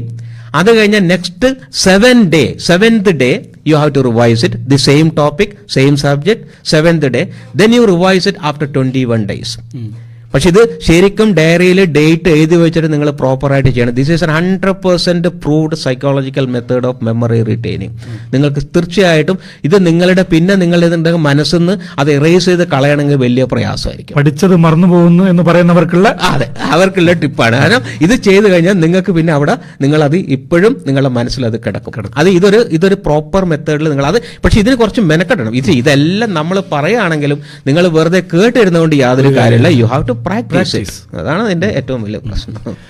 അതേപോലെ ഡിഫറെന്റ് ആയിട്ടുള്ള കുട്ടികൾക്ക് അവരുടെ കഴിവിനനുസരിച്ചുള്ള സെപ്പറേറ്റ് ആയിട്ടുള്ള ഈ സ്റ്റഡി പ്ലാൻ വേണം എന്നൊക്കെ പറയാറുണ്ട്. അതുപോലെ തന്നെ ടൈം ടേബിൾ, പഠിക്കുന്നതായിട്ട് ചില സമയവും കാര്യങ്ങളൊക്കെ നോക്കേണ്ടതുണ്ട്. അപ്പം ഈ പരീക്ഷാ പേടിയൊക്കെ ഒഴിവാക്കാൻ വേണ്ടി അവരെ നമ്മൾ എക്യുപ്പ് ചെയ്യുന്നതിൽ ഈ സ്റ്റഡി പ്ലാൻ ഒക്കെ ഉണ്ട്. സ്റ്റഡി പ്ലാന് പ്രാധാന്യമുണ്ട്. കാരണം എന്താ പറഞ്ഞാൽ നമ്മൾ ഓർഗനൈസ് ചെയ്യാം, സിസ്റ്റമാറ്റിക് ആയിട്ട് പഠിക്കാന്നല്ല. അതിന്റെ മെത്തോഡിക്കൽ സ്റ്റഡി, നമ്മളൊരു മെത്തോഡിക്കൽ ടാലന്റ് കുട്ടികളിൽ ഡെവലപ്പ് ചെയ്യണം. പലപ്പോഴും ഈ പരീക്ഷയ്ക്ക് മാത്രമല്ല, നമ്മൾ ഈവൻ അവരുടെ കരിയറിൽ പോലും ഒരു മെത്തോഡിക്കൽ ആസ്പെക്ട്സ് എപ്പോഴും ആവശ്യമുണ്ട്. നമ്മളൊരു ഇൻഡസ്ട്രിയിൽ പോയാലും നമ്മളൊരു ജോബിൽ പോയാലും നമുക്കൊരു ഓർഗനൈസ് അല്ലെങ്കിൽ ഒരു സ്ട്രക്ചേർഡ് വേ ഓഫ് വർക്കിംഗ് അല്ലെങ്കിൽ സ്ട്രക്ചേർഡ് വേ അത് നമുക്ക് എപ്പോഴും ആവശ്യമാണ്. അതൊക്കെ കുട്ടികളിൽ ഡെവലപ്പ് ചെയ്യാൻ ഈ ഒരു study table, time table, schedule ഇതൊക്കെ വളരെ ഇമ്പോർട്ടൻ്റ് ആണ്. അത് ഇപ്പോഴേ പ്രാക്ടീസ് ചെയ്യുന്നത് വളരെ നല്ലതുമാണ്. അത് സ്റ്റഡി ടേബിളൊക്കെ അവരുടെ ഒരു അംഗം മാതിരി ആവണം, ഒരു ശരീരത്തിന്റെ ഭാഗമാകുന്ന രൂപത്തിലാക്കി കൊണ്ടുവന്നാൽ അതിപ്പോ നിങ്ങളൊരു കുട്ടിയോട് സ്റ്റഡി ടേബിൾ, ഞാനിപ്പോ എന്റെ അടുത്ത് വരുന്ന കുട്ടിയോട് നിങ്ങൾ സ്റ്റഡി ടേബിൾ ഉണ്ടാക്കിയിട്ട് അയച്ചു തരണം, വാട്സാപ്പിൽ ഒക്കെ അയച്ചൊക്കെ തരും. പക്ഷേ whether you are honouring it or not, that is the main problem. അത് നിങ്ങൾ അതനുസരിച്ച് നിങ്ങൾ ചെയ്യുന്നുണ്ടോ എന്നുള്ളതാണ് പ്രാധാന്യം. അത് ചെയ്തു കഴിഞ്ഞാൽ ഡെഫിനറ്റ്ലി അതിന്റെ ബെനിഫിറ്റ്സ് കിട്ടും. അതുപോലെ സാധാരണ പറയാറുണ്ട്, ഈ ഡിഫറെന്റ് സബ്ജക്ട്സ് ഒരേ സബ്ജക്ട് തന്നെ പ്രൊലോങ്ഡ് ആയിട്ടുള്ള ടൈമിൽ ഒന്നിച്ച് പഠിക്കാതെ അതിന്റെ ഇടയിൽ ഫ്രീക്വന്റ് ഇന്റർവെൽസ് കൊടുത്തുകൊണ്ട് ഡിഫറെന്റ് സബ്ജക്ട്സ് പഠിക്കുക എന്നുള്ളത് അതും ഇതുപോലെ നല്ലതാണ്. കാരണം എന്താ പറഞ്ഞാൽ നമ്മൾ പറയുന്നത് ലേൺ ടു റിലാക്സ് എന്നാണ്. അതിന്റെ ഒരു ലേൺ ടു റിലാക്സ്. അതിപ്പോ ഞാനിപ്പോ അതിന്റെ ഒരു എക്സാമ്പിൾ പറയാം. അതായത് ഇപ്പൊ നമ്മൾ 1 മണിക്കൂർ ഒരു കുട്ടി പഠിക്കുന്നു. ഇപ്പൊ സാധാരണ സൈക്കോളജിക്കലി 1 മണിക്കൂറിൽ ആദ്യത്തെ 10 മിനിറ്റ് നന്നായിട്ട് ഫോക്കസ് ചെയ്യാൻ പറ്റും. ലാസ്റ്റിലെ 10 മിനിറ്റും നന്നായിട്ട് ഫോക്കസ് ചെയ്യാൻ പറ്റും. കാരണം ഇപ്പൊ എന്റെ പഠിത്തം തീരുമല്ലോ ഫോക്കസ്. അപ്പൊ 10 + 10 20. The remaining 40 minutes, psychologically they are saying almost waste എന്നാണ് പറയുന്നത്. അപ്പൊ ഈ ഒരു മണിക്കൂറിന് നമ്മൾ ഹാഫ് അവർ ആക്കിയാൽ, ഇപ്പൊ ആദ്യത്തെ ഹാഫ് അവറിൽ 30 മിനിറ്റ്സിൽ ആദ്യത്തെ 10 മിനിറ്റ് ഫോക്കസ് ചെയ്തു, ലാസ്റ്റിലെ 10 മിനിറ്റും ഫോക്കസ് ചെയ്തു. അപ്പൊ റിമൈനിങ് 10 മിനിറ്റാ വേസ്റ്റ്. ഓക്കെ, അടുത്ത 30 മിനിറ്റ് ഇതേപോലെ ചെയ്യുമ്പോൾ അപ്പൊ 1 അവറിൽ അവിടെ നമുക്ക് വേസ്റ്റ് വരുന്ന 20 മിനിറ്റ്സ് ആണ്. See the difference. അപ്പൊ ഈ ഒരു മെത്തേഡ്, അതായത് നമ്മൾ ബ്രേക്ക് എടുത്തിട്ട് റിലാക്സ് ചെയ്ത് നമ്മൾ പഠിക്കുമ്പോൾ കൂടുതൽ ഫോക്കസ് ചെയ്യാൻ പറ്റും. ഇത് വളരെ നല്ലൊരു മെത്തേഡാണ് പഠിക്കാനൊക്കെ. ഇത് ഫാസ്റ്റ് മെമ്മറിക്ക് ഇതൊക്കെ ചെയ്യാവുന്ന നല്ല മെത്തേഡാണ്. അതുപോലെ നേരത്തെ സാറ് ഈ കുട്ടികളെ കൂടുതൽ പഠിക്കാനുള്ള സൗകര്യത്തിലാക്കാൻ വേണ്ടി പറഞ്ഞതായിരുന്നു നമ്മളെ നോട്ട്സ് എഴുതി വെക്കുക. അതുപോലെ തന്നെ അതിന്റെ അനുബന്ധമായിട്ട് തന്നെ പറയാം, ഈ ഹൈലൈറ്റ് ചെയ്ത് വെക്കുക ചില പ്രത്യേക പോയിന്റുകൾ, ഹെഡിങ്സും സബ് ഹെഡിങ്സും ഒക്കെ മാറ്റി മാറ്റി കുറിച്ചിടുക. അത് എങ്ങനെ ഗുണം ചെയ്യും എന്നുള്ളതൊന്നും അല്ല, അത് ഗുണം ചെയ്യും. കാരണം ഞാൻ പറഞ്ഞില്ല, ഇപ്പൊ ലേണിംഗ് നമ്മളിപ്പോ ഓരോ കുട്ടിയും പഠിക്കുന്നത് ഡിഫറെന്റ് ആയിരിക്കും അല്ലെ. ഇപ്പൊ ചില കുട്ടികൾക്ക്, ഇപ്പൊ എന്റെ മകൻ എന്ന് പറഞ്ഞാൽ, എന്റെ മകൻ പഠിക്കുന്നത് പറഞ്ഞാൽ അവന് പറഞ്ഞ ഒരുപാട് സമയം ഇരുന്ന് പഠിക്കേണ്ട ആവശ്യമില്ല. അവൻ ഏകദേശം പെട്ടെന്ന് പഠിച്ചോന്ന് നോക്കിയാൽ ഈ വിൽ ഗ്രാസ്പ് ഇറ്റ്. പക്ഷെ നേരെ മറിച്ച് എന്റെ മകളാണെങ്കിൽ ഒരുപാട് സമയം ഇരുന്ന് പഠിക്കണം. ഓരോ കുട്ടിയും പഠിക്കുന്ന ഡിഫറെന്റ്. അപ്പൊ അതിന് കുട്ടികളെ വിടണം. അപ്പൊ നിങ്ങൾ വിചാരിക്കുന്ന പോലെ ഇവൻ ഒന്നും പഠിക്കുന്നില്ല, ഇവൻ ആകെ 1 മണിക്കൂറേ പഠിക്കുന്നുള്ളൂ എന്ന് പറഞ്ഞ് നിങ്ങൾ വേവലാതിപ്പെടേണ്ട ആവശ്യമൊന്നുമില്ല. Whether he is understanding the things or not, അത് നിങ്ങൾ മനസ്സിലാക്കുക. അങ്ങനെ അവന് ഗ്രാസ്പ് ചെയ്യാൻ പറ്റുന്നുണ്ട്, അവന് അതിന്റെ പൊട്ടൻഷ്യൽ ഉണ്ടെങ്കിൽ വൈ യു ആർ വറിയിങ്, നിങ്ങൾ എന്തിനാ അതിനെപ്പറ്റി പറയണം. അപ്പൊ അതുകൊണ്ട് എന്താന്ന് പറഞ്ഞാൽ അത് ഓരോ കുട്ടിക്ക്, അപ്പൊ ചില കുട്ടികൾ ഇപ്പൊ ഹൈലൈറ്റ് ചെയ്യും. പക്ഷെ എങ്കിൽ പോലും ഈ ഷോർട്ട് നോട്ട് എഴുതി പഠിക്കണം എന്ന് പറയുന്നതിൽ വേറൊരു ചെറിയൊരു സൈക്കോളജിയും കൂടിയുണ്ട്. അതായത് നമ്മൾ ഒരു കാര്യം എഴുതുന്ന സമയത്ത് ഡബിൾ ആക്ഷൻസ് ആണ് വരുന്നത്. നമ്മുടെ മൈൻഡിലേക്ക് അത് കുറച്ചും കൂടെ ഇമ്പാക്ട് കൂട്ടും. അതുകൊണ്ട് നിങ്ങൾ ഏത് കാര്യങ്ങളും എഴുതി പഠിക്കണം എന്ന് നമ്മൾ സാധാരണ ഇപ്പോ ഒരു കൗൺസിലറും സൈക്കോളജിസ്റ്റൊക്കെ സാധാരണ കൗൺസിലേഴ്സ് വരുമ്പോൾ ഒരു ഡയറി ഉണ്ടാകും കയ്യിലെപ്പോഴും. വൈ വാട്ട് ഫോർ ദാറ്റ്, അത് നമ്മൾ എഴുതിക്കാനാണ്. പല കാര്യങ്ങളും നമ്മൾ എഴുതിക്കാനാണ്. അപ്പൊ എഴുതുന്നതിന് വലിയ ഇമ്പോർട്ടൻസ് ഓൺ ചെയ്യാൻ പറ്റൂല. എഴുതി കഴിഞ്ഞാൽ എഴുതിയ ആൾ ഓൺ ചെയ്യും. അതെ, അപ്പൊ അത് പെട്ടെന്ന് നമ്മളെ മനസ്സിലേക്ക് വരും. അതുകൊണ്ടാണ് എഴുതി ഷോർട്ട് നോട്ട് എഴുതി പഠിക്കണം എന്ന് പറയുന്നത്. പ്രിയപ്പെട്ടവരെ, നിങ്ങൾക്ക് കൂടുതൽ സംശയങ്ങളൊന്നും ഇല്ല എന്ന് തോന്നുന്നു. നിങ്ങൾക്ക് ഇനിയും ഭാവിയിലും ഇതുപോലുള്ള വിഷയങ്ങളിൽ സംശയങ്ങളോ കാര്യങ്ങളോ ഉണ്ടെങ്കിൽ ബന്ധപ്പെടാവുന്നതാണ്. ഡോക്ടർ ശ്യാംകുമാറിനെ നിരവധിയായ കൗൺസിലിംഗ് സെഷൻസ് എടുക്കുന്ന, അല്ലെങ്കിൽ ഇതുപോലുള്ള ക്ലാസ്സുകൾ എടുക്കുന്ന ആളാണ് ഡോക്ടർ ശ്യാംകുമാർ. നമ്മളിത് വൈൻഡപ്പ് ചെയ്യേണ്ട സമയമാണ്. ഒരു വൈൻഡപ്പ് വേർഡ്സും കൂടി ഡോക്ടർ ശ്യാംകുമാർ. അല്ല, അപ്പൊ എക്സാം വരുന്നതാണ്. അപ്പൊ ഞാൻ പറഞ്ഞ പോലെ കുട്ടികൾ നിങ്ങളുടെ ലേണിംഗ് കപ്പാസിറ്റി ആയി നിങ്ങൾ കുറച്ചും കൂടെ റിലാക്സ് ചെയ്യുക, ഒരു റൂട്ടീനായിട്ട് കുറച്ച് എക്സസൈസ് ഒക്കെ പ്രാക്ടീസ് ചെയ്യുക, പിന്നെ ഒരു പ്രോപ്പർ ഡയറ്റ്, പ്രോപ്പർ സ്ലീപ്പ്, രണ്ടും ഇമ്പോർട്ടന്റ് ആണ്. ഇത് രണ്ടും നിങ്ങൾ കീപ്പ് ചെയ്തുകൊണ്ട് അധികം ടെൻഷനും വറിയൊന്നും എടുക്കുക. നമ്മൾ നെഗറ്റീവായിട്ടുള്ള ചിന്തകളൊന്നും വേണ്ട. Always try to give self appreciation, അതായത് ബിലീവ് യുവർ സെൽഫ്. എപ്പോഴും നമ്മൾ പറയണം. അപ്പൊ ഞാനിപ്പോൾ പൊതുവെ പറയാറുണ്ട്, നിങ്ങൾ എപ്പോഴും ഒരു സെൽഫ് അനാലിസിസ് ചെയ്യണം. കാരണം ശരിക്കും സ്വാമി വിവേകാനന്ദൻ പറഞ്ഞിട്ടുണ്ട്, if you are not doing a self analysis once in a day, you are missing to meet a wonderful person in this world എന്നാണ്. അപ്പോൾ നിങ്ങൾ എപ്പോഴും ഒരു സെൽഫ് അനാലിസിസ് എപ്പോഴും ചെയ്യണം. ഒരു രാത്രി കിടക്കുന്നതിന് മുമ്പ് you just analyse your self. എന്താണ് നിങ്ങൾ ചെയ്തത്, എന്ത് മിസ്റ്റേക്ക് നിങ്ങൾ ചെയ്തു, എന്ത് പോസിറ്റിവിറ്റി. അപ്പോൾ ഫൈനലി ലോട്ട് ഓഫ് പോസിറ്റീവ് ആയിട്ടുള്ള ഇത് നിങ്ങൾ ചെയ്തു കാണും. Then appreciate your self. അതായത് നമ്മൾ പറയുന്നുണ്ട്, അതായത് പാറ്റ് ചെയ്യുക, നിങ്ങൾ സ്വന്തം നിങ്ങൾ ഒന്ന് അപ്രിഷിയേറ്റ് ചെയ്യുക. അപ്പൊ അത് നിങ്ങളുടെ മനസ്സിലേക്ക് എത്തും. അപ്പൊ നിങ്ങൾക്ക് കഴിയും, നിങ്ങളുടെ കഴിവിനെ നിങ്ങൾക്ക് ബൂസ്റ്റ് ചെയ്യാനും നിങ്ങൾക്ക് കോൺഫിഡൻസ് ലെവൽ ഇൻക്രീസ് ചെയ്യാനും നിങ്ങൾക്ക് പറ്റും. So do a self analysis every day and practise like breathing technique or something like that and just ത്രാടക meditation what I suggested now, അത് നിങ്ങൾക്കൊന്ന് നോക്കാം, ഗൂഗിളിൽ നോക്കി പ്രാക്ടീസ് ചെയ്യാം, അത് ചെയ്യാം. അങ്ങനെയുള്ള കുറേ കാര്യങ്ങളുണ്ട്. പിന്നെ ഇനി അങ്ങനെ എന്തെങ്കിലും നിങ്ങൾക്ക് ആവശ്യമുണ്ടെങ്കിൽ you can contact me also, no problem. അങ്ങനെ നിങ്ങൾ ഡെവലപ്പ് ചെയ്തിട്ട് നിങ്ങളെ എക്സാം വറിയൊന്നുമില്ലാതെ, ടെൻഷൻ ഒന്നുമില്ലാതെ, I prepared, I can do എന്നുള്ള ഒരു മെന്റാലിറ്റിയോടുകൂടെ, ഐ ക്യാൻ ഡു. അത് നമ്മൾ എപ്പോഴും പറയാറുണ്ട് കുട്ടികൾ, നിങ്ങൾക്കൊരു മന്ത്രം എപ്പോഴും വേണം, സക്സസ് മന്ത്രം. ഞാൻ പറയാറുണ്ട്, I can do, I am the best, I am the winner. APJ Abdul കലാമിന്റെ മന്ത്രമാണ് ഇതൊക്കെ. അങ്ങനെ ഒരു മന്ത്രം നിങ്ങളുടെ മനസ്സിൽ കൊണ്ട് നടന്നിട്ട് നിങ്ങൾ നിങ്ങളുടെ ജീവിതത്തിലോട്ട് പോകണം, നിങ്ങളുടെ എക്സാമിലോട്ട് പോകണം എന്നാണ് ഞാൻ നിങ്ങൾക്ക് സജസ്റ്റ് ചെയ്യുന്നത്. സോ ഇതുവരെ കേട്ടവർക്ക് എല്ലാവർക്കും വളരെ നന്ദി. താങ്ക് യു ഡോക്ടർ ശ്യാംകുമാർ, സാറിൻ്റെ സമയം ഇതിനു വേണ്ടി ചെലവഴിച്ചതിൽ. ഇപ്പോഴും ശ്രീ മനോജ് പില്ലിക്കോട്, രാജാഗോപി, ഗണേഷ് കൊറാറ, ബാലകൃഷ്ണൻ പി ഇതുപോലുള്ള ആൾക്കാരൊക്കെ കണ്ടുകൊണ്ടും നമുക്ക് കമൻറ്റുകളൊക്കെ പറഞ്ഞുകൊണ്ടിരിക്കുകയാണ്. പ്രിയപ്പെട്ടവരെ, നമ്മളെ സെഷന്റെ സമയം കഴിഞ്ഞ് നമുക്ക് അനുവദിച്ചിരിക്കുന്ന സമയം കഴിഞ്ഞിരിക്കുകയാണ്. നിങ്ങൾ ഇതുവരെ കേട്ടുകൊണ്ടിരിക്കുന്നത് റേഡിയോ റെഗിന്റെ പ്രതിവാര വിദ്യാഭ്യാസ പരിപാടിയിലാണ്. പിറകിൽ എഴുതി കാണിക്കുന്നത് പോലെ കുട്ടികളെ, ആർ യു റെഡി ആണെങ്കിൽ, നിങ്ങൾ റെഡിയാണെങ്കിൽ നിങ്ങളുടെ പരീക്ഷയെ നിങ്ങൾ ഒരു തരത്തിലും പേടിക്കേണ്ടതില്ല എന്ന് ഉത്തമ വിശ്വാസത്തോടു കൂടി നിങ്ങൾക്ക് നീങ്ങാമെന്ന് പറഞ്ഞുകൊണ്ട് എല്ലാവർക്കും ശുഭരാത്രി നേർന്നുകൊണ്ട് സൈനിങ് ഓഫ് പ്രദീപ് പതേരി.